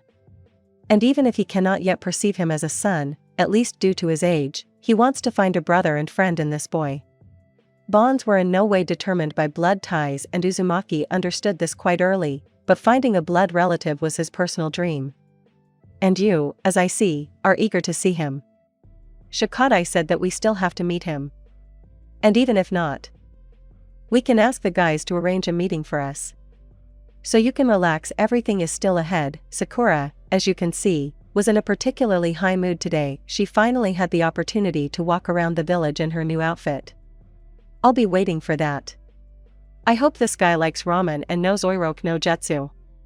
And I hope he took after Hinata-chan and didn't grow up an idiot, Sakura retorted, to which the young Jinchuriki made a displeased face and stuck his tongue out at the girl, demonstratively turning away. But his offense didn't last long, and he immediately continued with his characteristic enthusiasm and curiosity. Sakura-chan, and Sasuke, have you noticed that Shikamaru with Chuji and, what's her name, remembering the name of that blonde, Naruto loudly exclaimed it and continued to express his thought, Ino is on team number 10. And Shikadai with Chaochu and Inogen too, and they are their children. What if Barturo and your children are now on team 7, just like their parents? Naruto was completely unclear why Sakura blushed so much and grabbed her cheeks with her hands, closing her eyes and pressing her lips together, and Sasuke turned unnaturally pale. On our, children? Well, yes, for example, your daughter and his son, and what did I say wrong, Databeo? That would have been cool. After a short explanation from Uzumaki, a quiet Yuzuritanki followed, said somewhere to the side and a girlish sigh. Ah, that's what you're talking about, haha. They, as future heads of their clans, just like their parents and their grandfathers, were number 10. The rule of inheriting the number never applied to the 7th team. And anyway, you better think about the mission now. 7 said that the animal disappeared somewhere a block from here. I suggest we split up to find it as quickly as possible. You go right, I go left, and Sakura goes straight. If you see the target, report it via transmitter. Do nothing yourself and try not to scare it off before the team arrives. Why are you giving orders? I don't remember you being chosen as the leader. Tell him, Sakura-chan. Do you have any better ideas? You bet. Sakura-chan will go right, you go straight, and he was just about to finish his thought when he noticed his teammates disappearing in the direction Sasuke had voiced earlier. With a heavy sigh, he soared into the air and began to survey the territory assigned to him from the rooftops. This nightmare had been going on for 3.5 hours already. The long and careful inspection of every nook and cranny had become quite boring, but returning empty-handed was unacceptable. Suddenly, Sasuke and Naruto heard through the transmitter a joyful "found it." Where are you now? I'm at the exit of the village. Hurry, he seems to have noticed something. The girl hid behind a tree 5 meters from the ferret and began to wait for her comrades, as Uchiha had ordered. Got it. We're on our way. Sakura, remembering Naruto's misunderstood phrase, was still very confused and happy. She had been hoping for a bad outcome most of the time, not even imagining that the ending could be absolutely happy. Now she smoothly moved from melancholic thoughts to utopian sugar fantasies. And in her thoughts filled with happy family everyday life, she got distracted and lost sight of the animal. The girl came out of the astral plane only when she felt a soft something rubbing against her hand. Looking back, she saw her target for the day. When their eyes met, the animal, as if sensing something was wrong, ran away from the girl as fast as it could. Sakura was confused for the first few seconds, and then shouted into the microphone. He's running away. We're getting close, Sakura-chan. Run after him, we'll join you. The sound of the wind could be heard as Uzumaki and Uchiha picked up their pace considerably and ran faster. Sakura couldn't hesitate either. She jumped up sharply, and, throwing her hands back, ran after him. She tried not to lose sight of him under any circumstances, while not paying any attention to the road or what was in front of her. She had accelerated quite strongly and noticed the left side of the gate, which was in front of her too late to brake painlessly. There were less than 30 centimeters between Haruno and the wooden obstacle and the ferret. She had already closed her eyes and taken the most favorable position for the upcoming collision with the subsequent fall, squeezing her eyes shut, when she noticed that 2 warm hands were holding her by the shoulder and waist. Sasuke-kun? Naruto? The girl began to slowly open her eyes. The first thing that caught her eye was the bright light of the sun, and only later her hands, covered in dark purple armbands. Gathering her will into a fist, albeit still on rather weak legs and with a slight fear in her soul, the girl hurried to stand up to her full height and look at her savior from a more open angle. As soon as she turned her head towards this man, she heard, "Are you okay?" It wasn't Sasuke or Naruto. It was a girl's voice that she had never heard before. The first thing that caught my eye was the bright red glasses, and then the jet black hair covered with a Konohagakure forehead protector. This girl was the same age group as Sakura herself. Haruno was openly staring at the girl, not even trying to hide the fact. She would have stood there rooted to the spot if not for the people who came up. "Sarada? Is she okay?" Sakura turned halfway to the left to look at the source of the noise, and her gaze fell on the two boys. A pale young man with expressive yellow eyes, dressed in light blue clothes. This guy is holding a peacefully lying albino ferret in his arms, which Team 7 was so diligently hunting for. The second young man is a blue-eyed blonde with stripes on his cheeks and a slightly ridiculous look. It was impossible not to recognize Naruto in him. It was as if he was an exact copy of him. The same smug grin and sparkles in his eyes, two stripes on each cheek and blonde hair in some semblance of disorder. "Barturo Uzumaki? Are you okay?" The girl standing next to her decided to repeat the previously ignored question. "Huh? Why yes, sorry. I'm fine. Thank you very much for him." Sakura now switched from the girl to her comrade and, presumably, son Naruto. Almost without taking her eyes off the surprised blonde, she approached Mitsuki, and smiling, picked up the ferret. "Can I take him?" To this phrase, Mitsuki only carefully transferred the animal to the girl's arms. "Well, since you're safe, I guess we can move on." Young Uzumaki smiled at the girl and put his hands behind his head. This guy. Naruto simply had to see him. He couldn't find a place for himself with the desire to meet his son. Sakura was incredibly lucky that she came across Barturo, and not just any genin. It would be unfair to Naruto and his feelings to miss this opportunity. She, as his comrade, must do something right now. "Stop!" The girl screamed loudly. The birds that were sitting on the nearby trees flew away in different directions, and the blonde turned around. "You and your team, really helped me and my team with our mission and saved me from falling. I think we simply have to treat you to lunch for this. What do you say? You are not in a hurry, are you?" The payment in the form of a couple of ryo, given for lunch, was negligible for the opportunity to meet Naruto's son and get rid of his future reproaches. "If you insist, then there's no point in refusing, Database. Sarada, Mitsuki, what do you say?" "I'm afraid I'm not interested." "Have a good time," the girl from his team made her position on the matter clear. But Sakura had nothing to lose, and it would even be better financially. Before the young kunoichi could look back, the dark-haired man had disappeared without a trace. "If you're going, then I'm going too." This Mitsuki smiled sweetly at his comrade and they turned their gaze to Haruno. "Wonderful. But we need to wait for my comrades and return him to his owner." The girl nodded her head at the ferret, peacefully snoring in her arms, and ran her finger along his ear. "Let's meet at the appointed time in the diner, so as not to cause you any problems. Then, at the burger place at 5. Agreed. Sakura immediately rushed off to the Hokage's residence.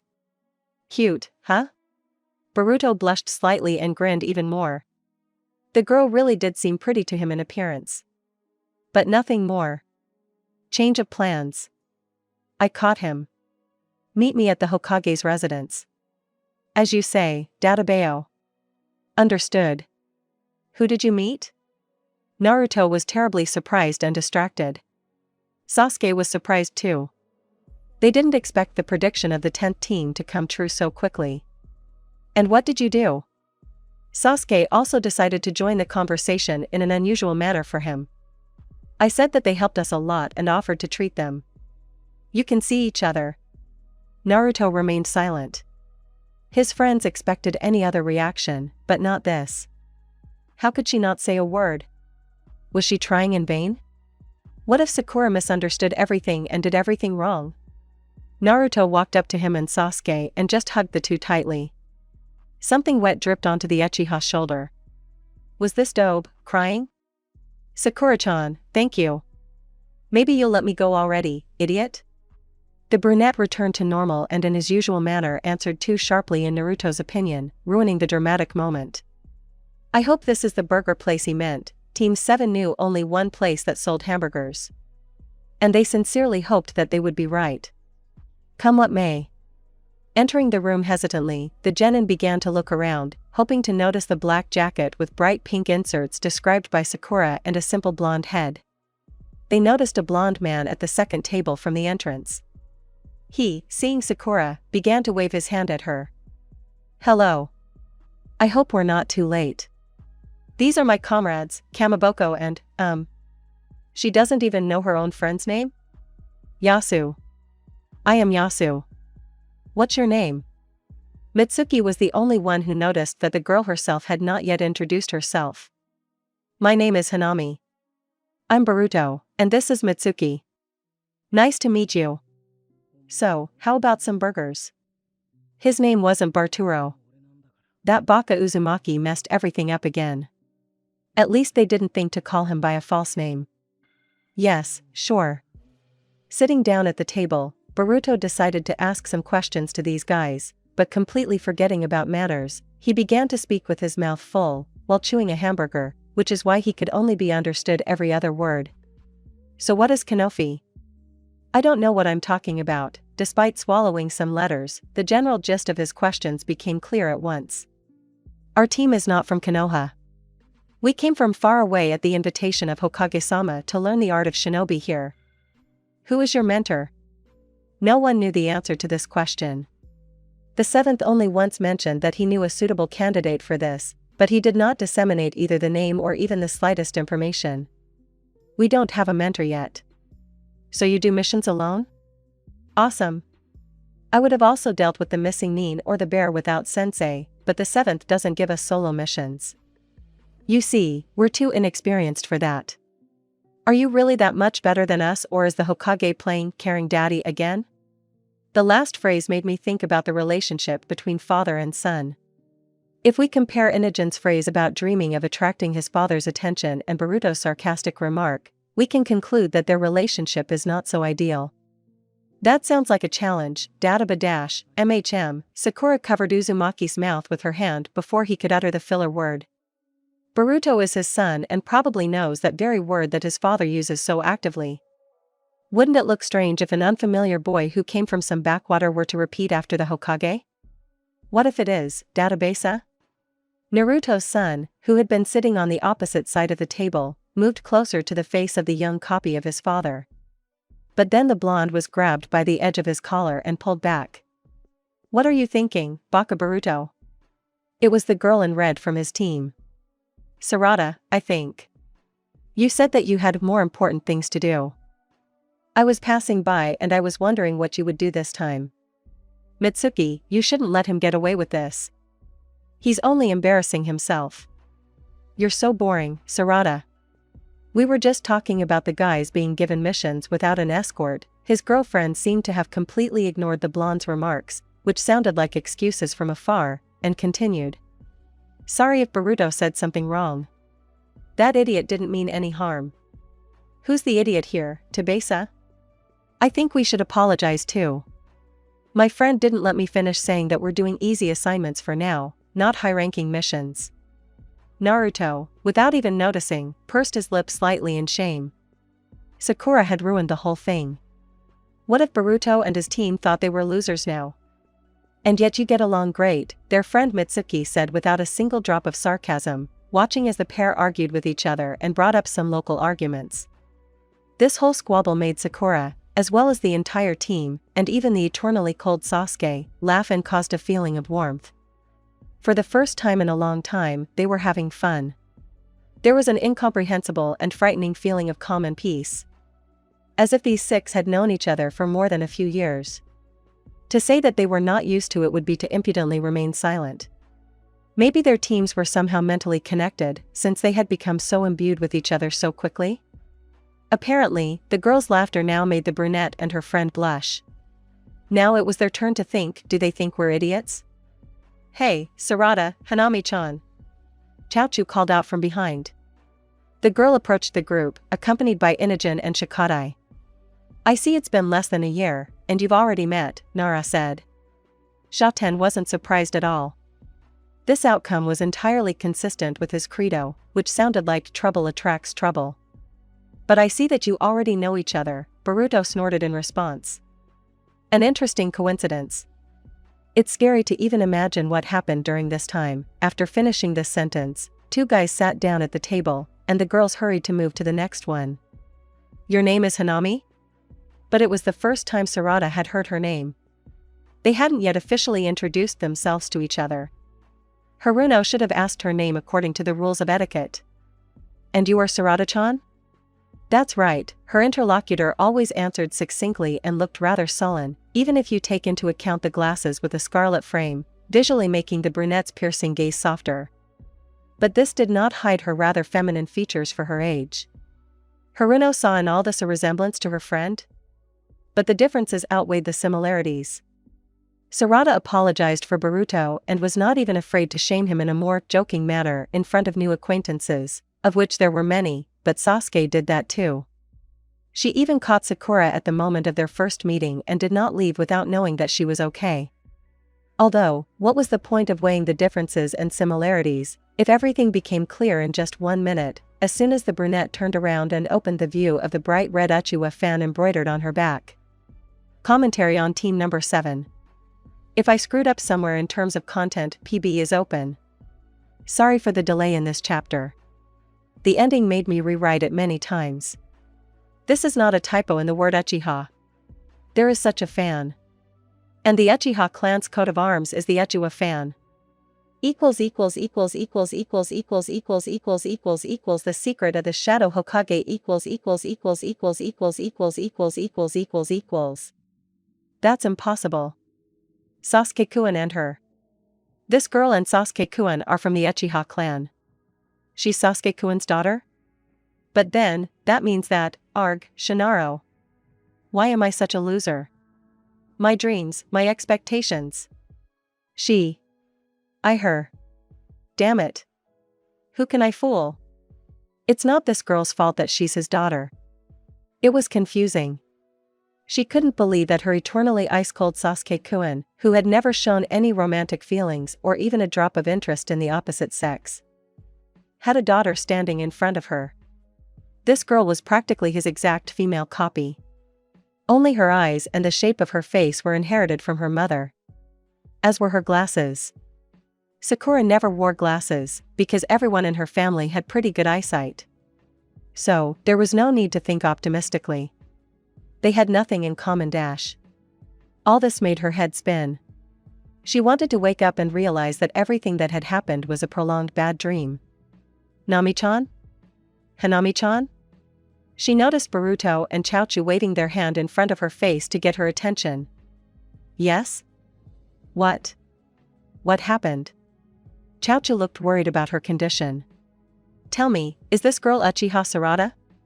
Sakura whispered these words, moving closer to Akimichi and covering her mouth with her hand, because the brunette was nearby. You're smart. These words shocked Sakura, despite the fact that the question was rhetorical, because the phrase was said by Sarada herself, who had quietly crept up from behind. Is something wrong? Sakura now felt really uneasy. The situation was quite awkward, and it was even more awkward because of Sasuke, who probably hadn't ignored the family crest on Sarada's back either, if his gaze was anything to go by. A look that burned from within and was filled with the fire of hostility. The young Uchiha, who also found it difficult not to notice, could only guess the reasons for such a violent reaction to her last name. But the girl felt nothing but bitterness and sadness. He looked at her just like her father did during their meeting. Although the Sharingan did not shimmer in his pupils with a burgundy tint, the coldness of his eyes and the piercing gaze exactly matched Sasuke. That Sasuke who had long forgotten about gentleness, wandering along his path of a protector alone. Despite all the discomfort and the influx of negative emotions, going hand in hand with no less unpleasant memories, she could not tear her eyes away from the guy. Boruto noticed the tension of the situation in time and hurried to somehow defuse the situation. And where you come from, do they sell super ninja heroic battles? and Super Ninja Heroic Battles too? The question was stupid and completely unrelated to the topic that the male half was currently discussing. Where is the food tastier, at a Chiraka ramen or here, or any other topic that they would have time to discuss? Shikadai, who had enough secret information, could with 99.9% probability say that they did not know about the consoles at all.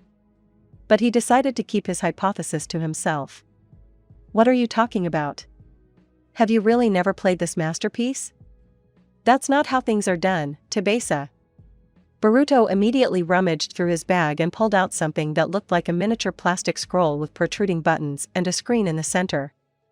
After making a few simple movements with his fingers on the buttons, the blonde lit up the screensaver, which showed a battle of various drawn ninjas who used futon, Raitun, and Suetun, due to which everything seemed even more dynamic and alive.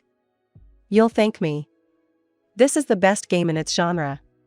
First, let's choose a character. Boruto sat down next to Naruto and Sasuke, whose attention he managed to attract, and began to explain further. It's a fighting game. Most of the moves and jutsu are copied from real life, which makes the game even cooler than the first part. First, you need to choose a character. I usually choose Tora, the name Tora, which the poor Jinchuriki associated with a fat cat that was always scratching and running away, made him shudder a little. Wasn't Ren your favorite last month? Inogen could see the change in his friend's tastes.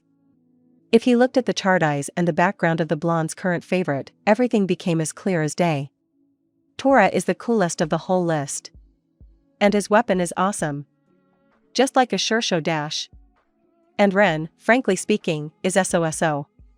What's the point of his useless? The guys clearly started discussing something of their own. This allowed them to turn their attention to Mitsuki, who, although an old friend of the company, remained smiling and silent as a fish in water. Naruto whispered in his friend's ear. So this guy is Sakura-chan's son? Sasuke had never thought of that. They were very different from his teammate in appearance. Not even close. But Naruto could very well be right. It could be a recessive trait. The name of this Mitsuki's second parent is unknown. And then he turned his gaze to Sarada. Sasuke wasn't shocked to find out he had a child. He didn't have staying single for life in his plan. Or rather, he didn't have a plan. After he'd accomplished his vendetta, he'd think as he went along. And that's what happened. But it's hard to comprehend that he'd met this child, a girl at that, and his own age, before he'd completed everything he'd planned.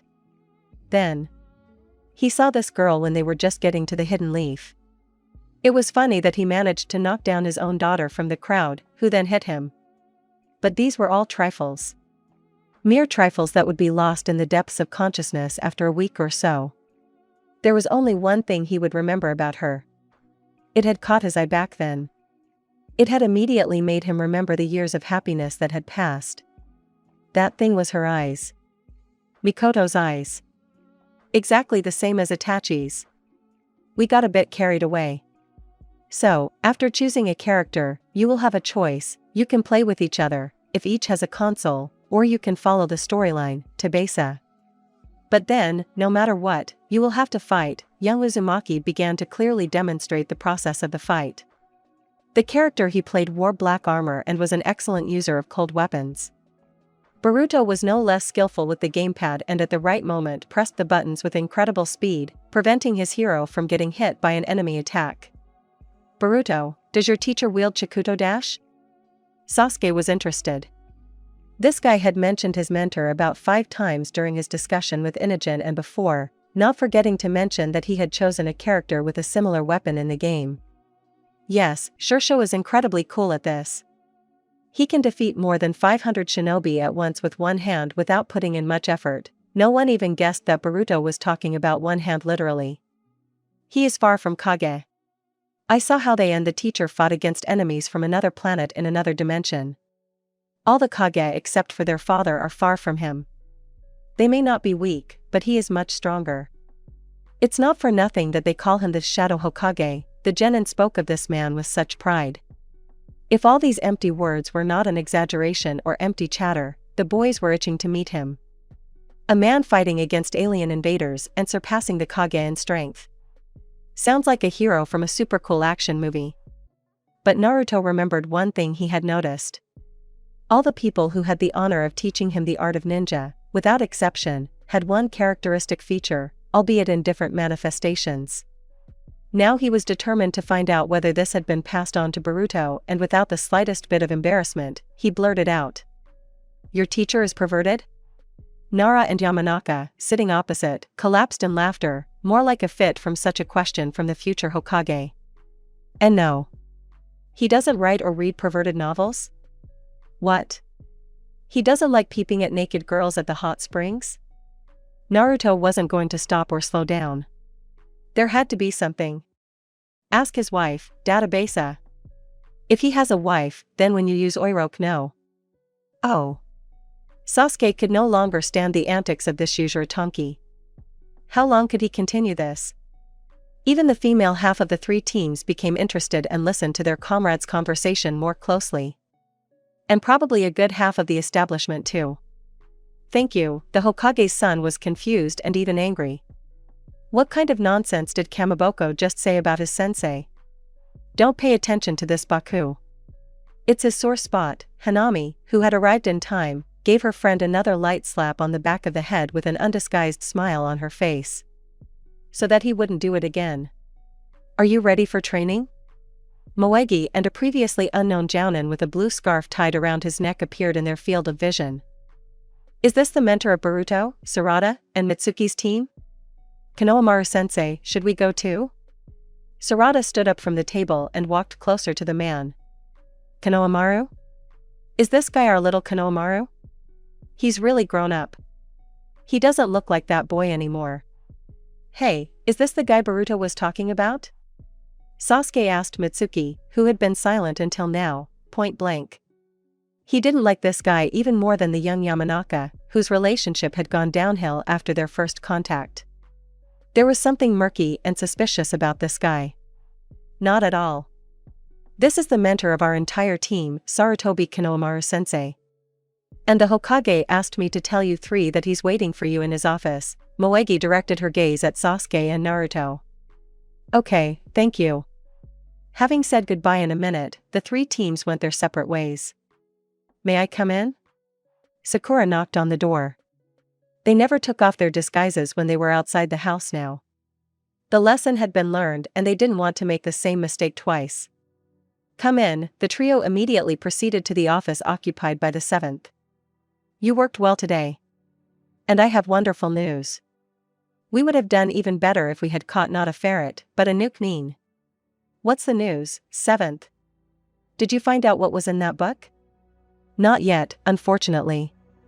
But the man I mentioned earlier sent me a reply letter, in which he mentioned his imminent arrival. Tomorrow morning you will be able to meet. He will become your temporary mentor, instead of Kakashi-sensei. And if he accompanies you, I will give my permission for missions outside the village. Only if you, in turn, give me your word that you will not leave his side for a single step. Yes, sir. We won't disappoint you. Then you can go. Tomorrow at 8 in the morning, in my office. And you won't even tell me his name, Tebeo? Let this remain a little intrigue until tomorrow, he grins mockingly. Seventh, it's none of my business, of course, but you're absolutely sure that he'll cope with the role of a mentor in full.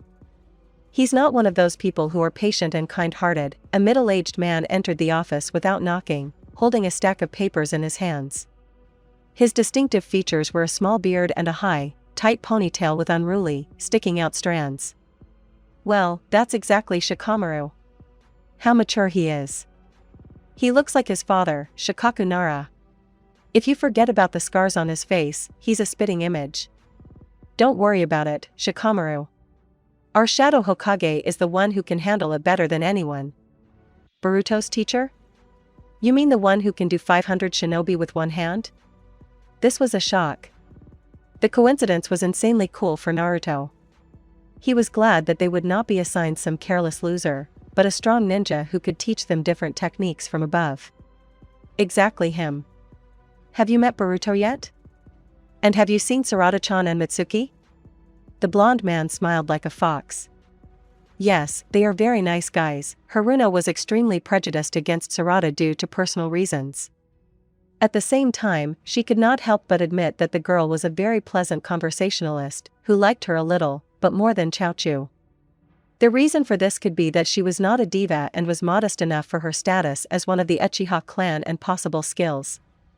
Sasuke had a hard time giving himself credit for feeling some friendly sympathy towards the Uzumaki-san. Even though he and his father had an extremely high degree of similarity, as he noted for himself, the genes of Hyuga Hinata, the boy's mother, also served to shape his character. The boy was, at first glance, smarter than his father and looked, albeit goofy, but not as much as Naruto in his bright orange, glaring, tracksuit. He had only exchanged a few phrases with his own daughter, and those were meant for the entire genin group. So he couldn't say much about her. And if Sarada took after him, then Uchiha doubted very much that a few phrases exchanged between them could change anything and tell more about her. You know, the three of you remind me of someone with your habits. Shikamaru clearly scared both the Hokage and the genin with this harmless phrase, each of whom stood up straight as a string. The poor village head jumped up from his seat. "Oh really? NW who? Well, never mind. Okay, I came to warn you that you, 7th, will need to familiarize yourself with the characteristics that were sent by mail as soon as possible." "Thank you, Shikamaru." The door slammed behind the deputy Hokage and he disappeared. It was still light when they left. The clock hands only showed 16:28. A perfect time for... Maybe we should practice? We haven't trained for a long time. We could lose our skills that way. We don't want to fail tomorrow's mission, Tibeo. We can't fail it even if we wanted to.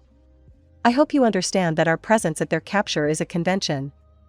Our future mentor will do all the work, and we will only have to stand aside.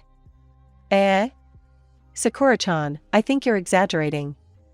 It could be that he won't be able to cope and he'll stand aside. Naruto's fantasies were extremely illogical and went against the reality that they would have to experience.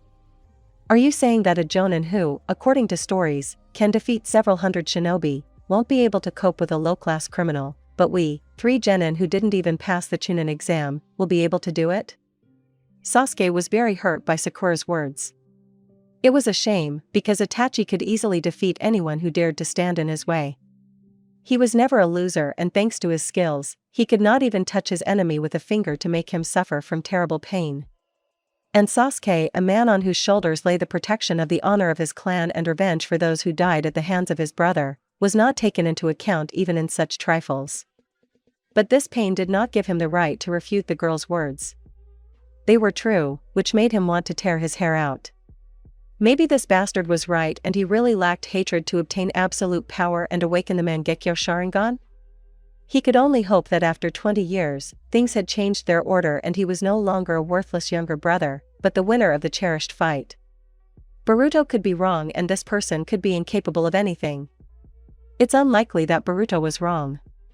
We weren't alone and Shikadai's team would have probably corrected him. Sasuke simply walked forward, ignoring the two but making them pay attention to him. "Where are you going, Sasuke-kun?"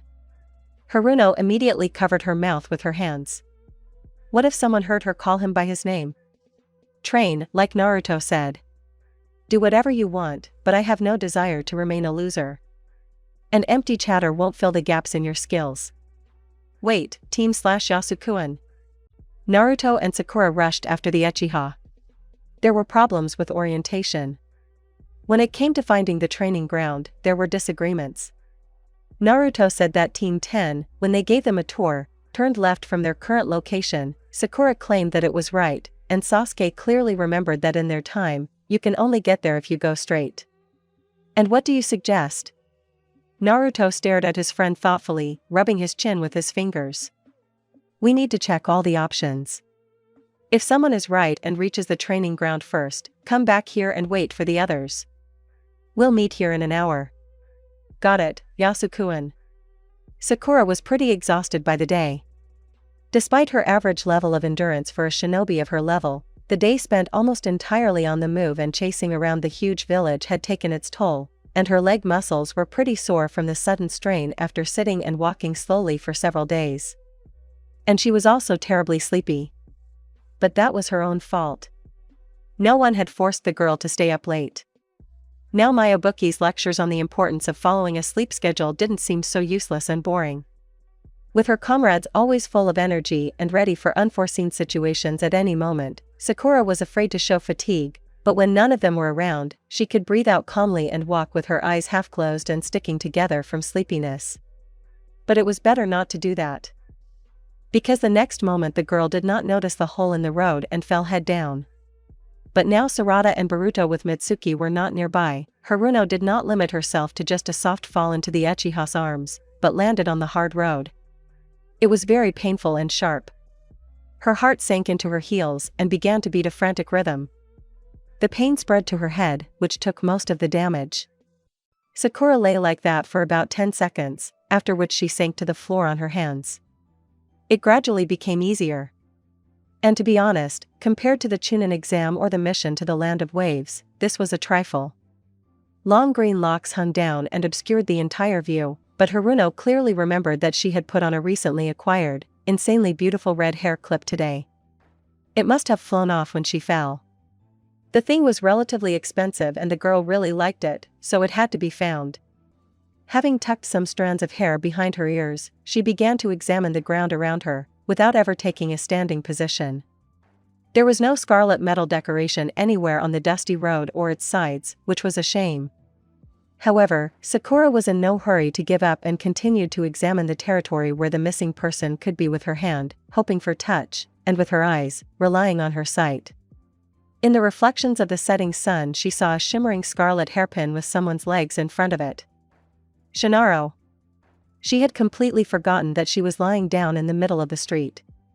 The man who was there bent down and picked up the treasured item with a hand clad in a dark gray fingerless glove. It was a man's hand. The man came closer to Sakura, which made her tense up, and handed her the jewelry. Fixing her brown eyes on the passerby, she saw a man of about 30, with long black hair, dressed in a strict traveling cloak. His face was a little more open than Kakashi-sensei's, but even so, there were masculine features of a neat appearance, a protruding Adam's apple and piercing black eyes framed by moderately thick eyelashes. How handsome. Oh, excuse me. Haruno slowly took the jewelry that belonged to her from the man's hand. She should eradicate the habit of staring at strangers. Master. A genin approached him from behind. It was the voice of Boruto? Uzumaki stood behind him and looked into the brunette's eyes. This was his teacher? The man with whom they would have to work side by side from tomorrow, this man? You're late, and now Sasuke and Naruto were next to her. The former was offering her his hand to help her up. Is this hereditary for Sarada? Oh, forgive me, I completely forgot about the time. She blushed from such an unexpected and sweet action, but accepted the help. Hanami-chan, Kamaboko, Yasu, what are you doing here? Boruto noticed the trio and waved his hand in greeting. We were a little lost, but now everything is fine. And is this man your teacher? A stupid question, but it was worth clarifying. You have noticed correctly, Tabesa. See you again. The two began to gradually move away until they finally disappeared from the reach, leaving behind only the admiration frozen on their lips. The training began at an unusual pace. It was unusual and uncomfortable to use new weapons and fighting styles. They trained hard, time after time, becoming more sophisticated and coming up with new maneuvers to beat them, getting used to the new equipment. After 3 hours, they finally decided to call it a day. The Shadow Hokage looked as cool as Boruto described. But there is a but. Naruto's face took on a fox-like squint again. But his face is covered, like Kakashi-sensei. And he also looks like Sasuke.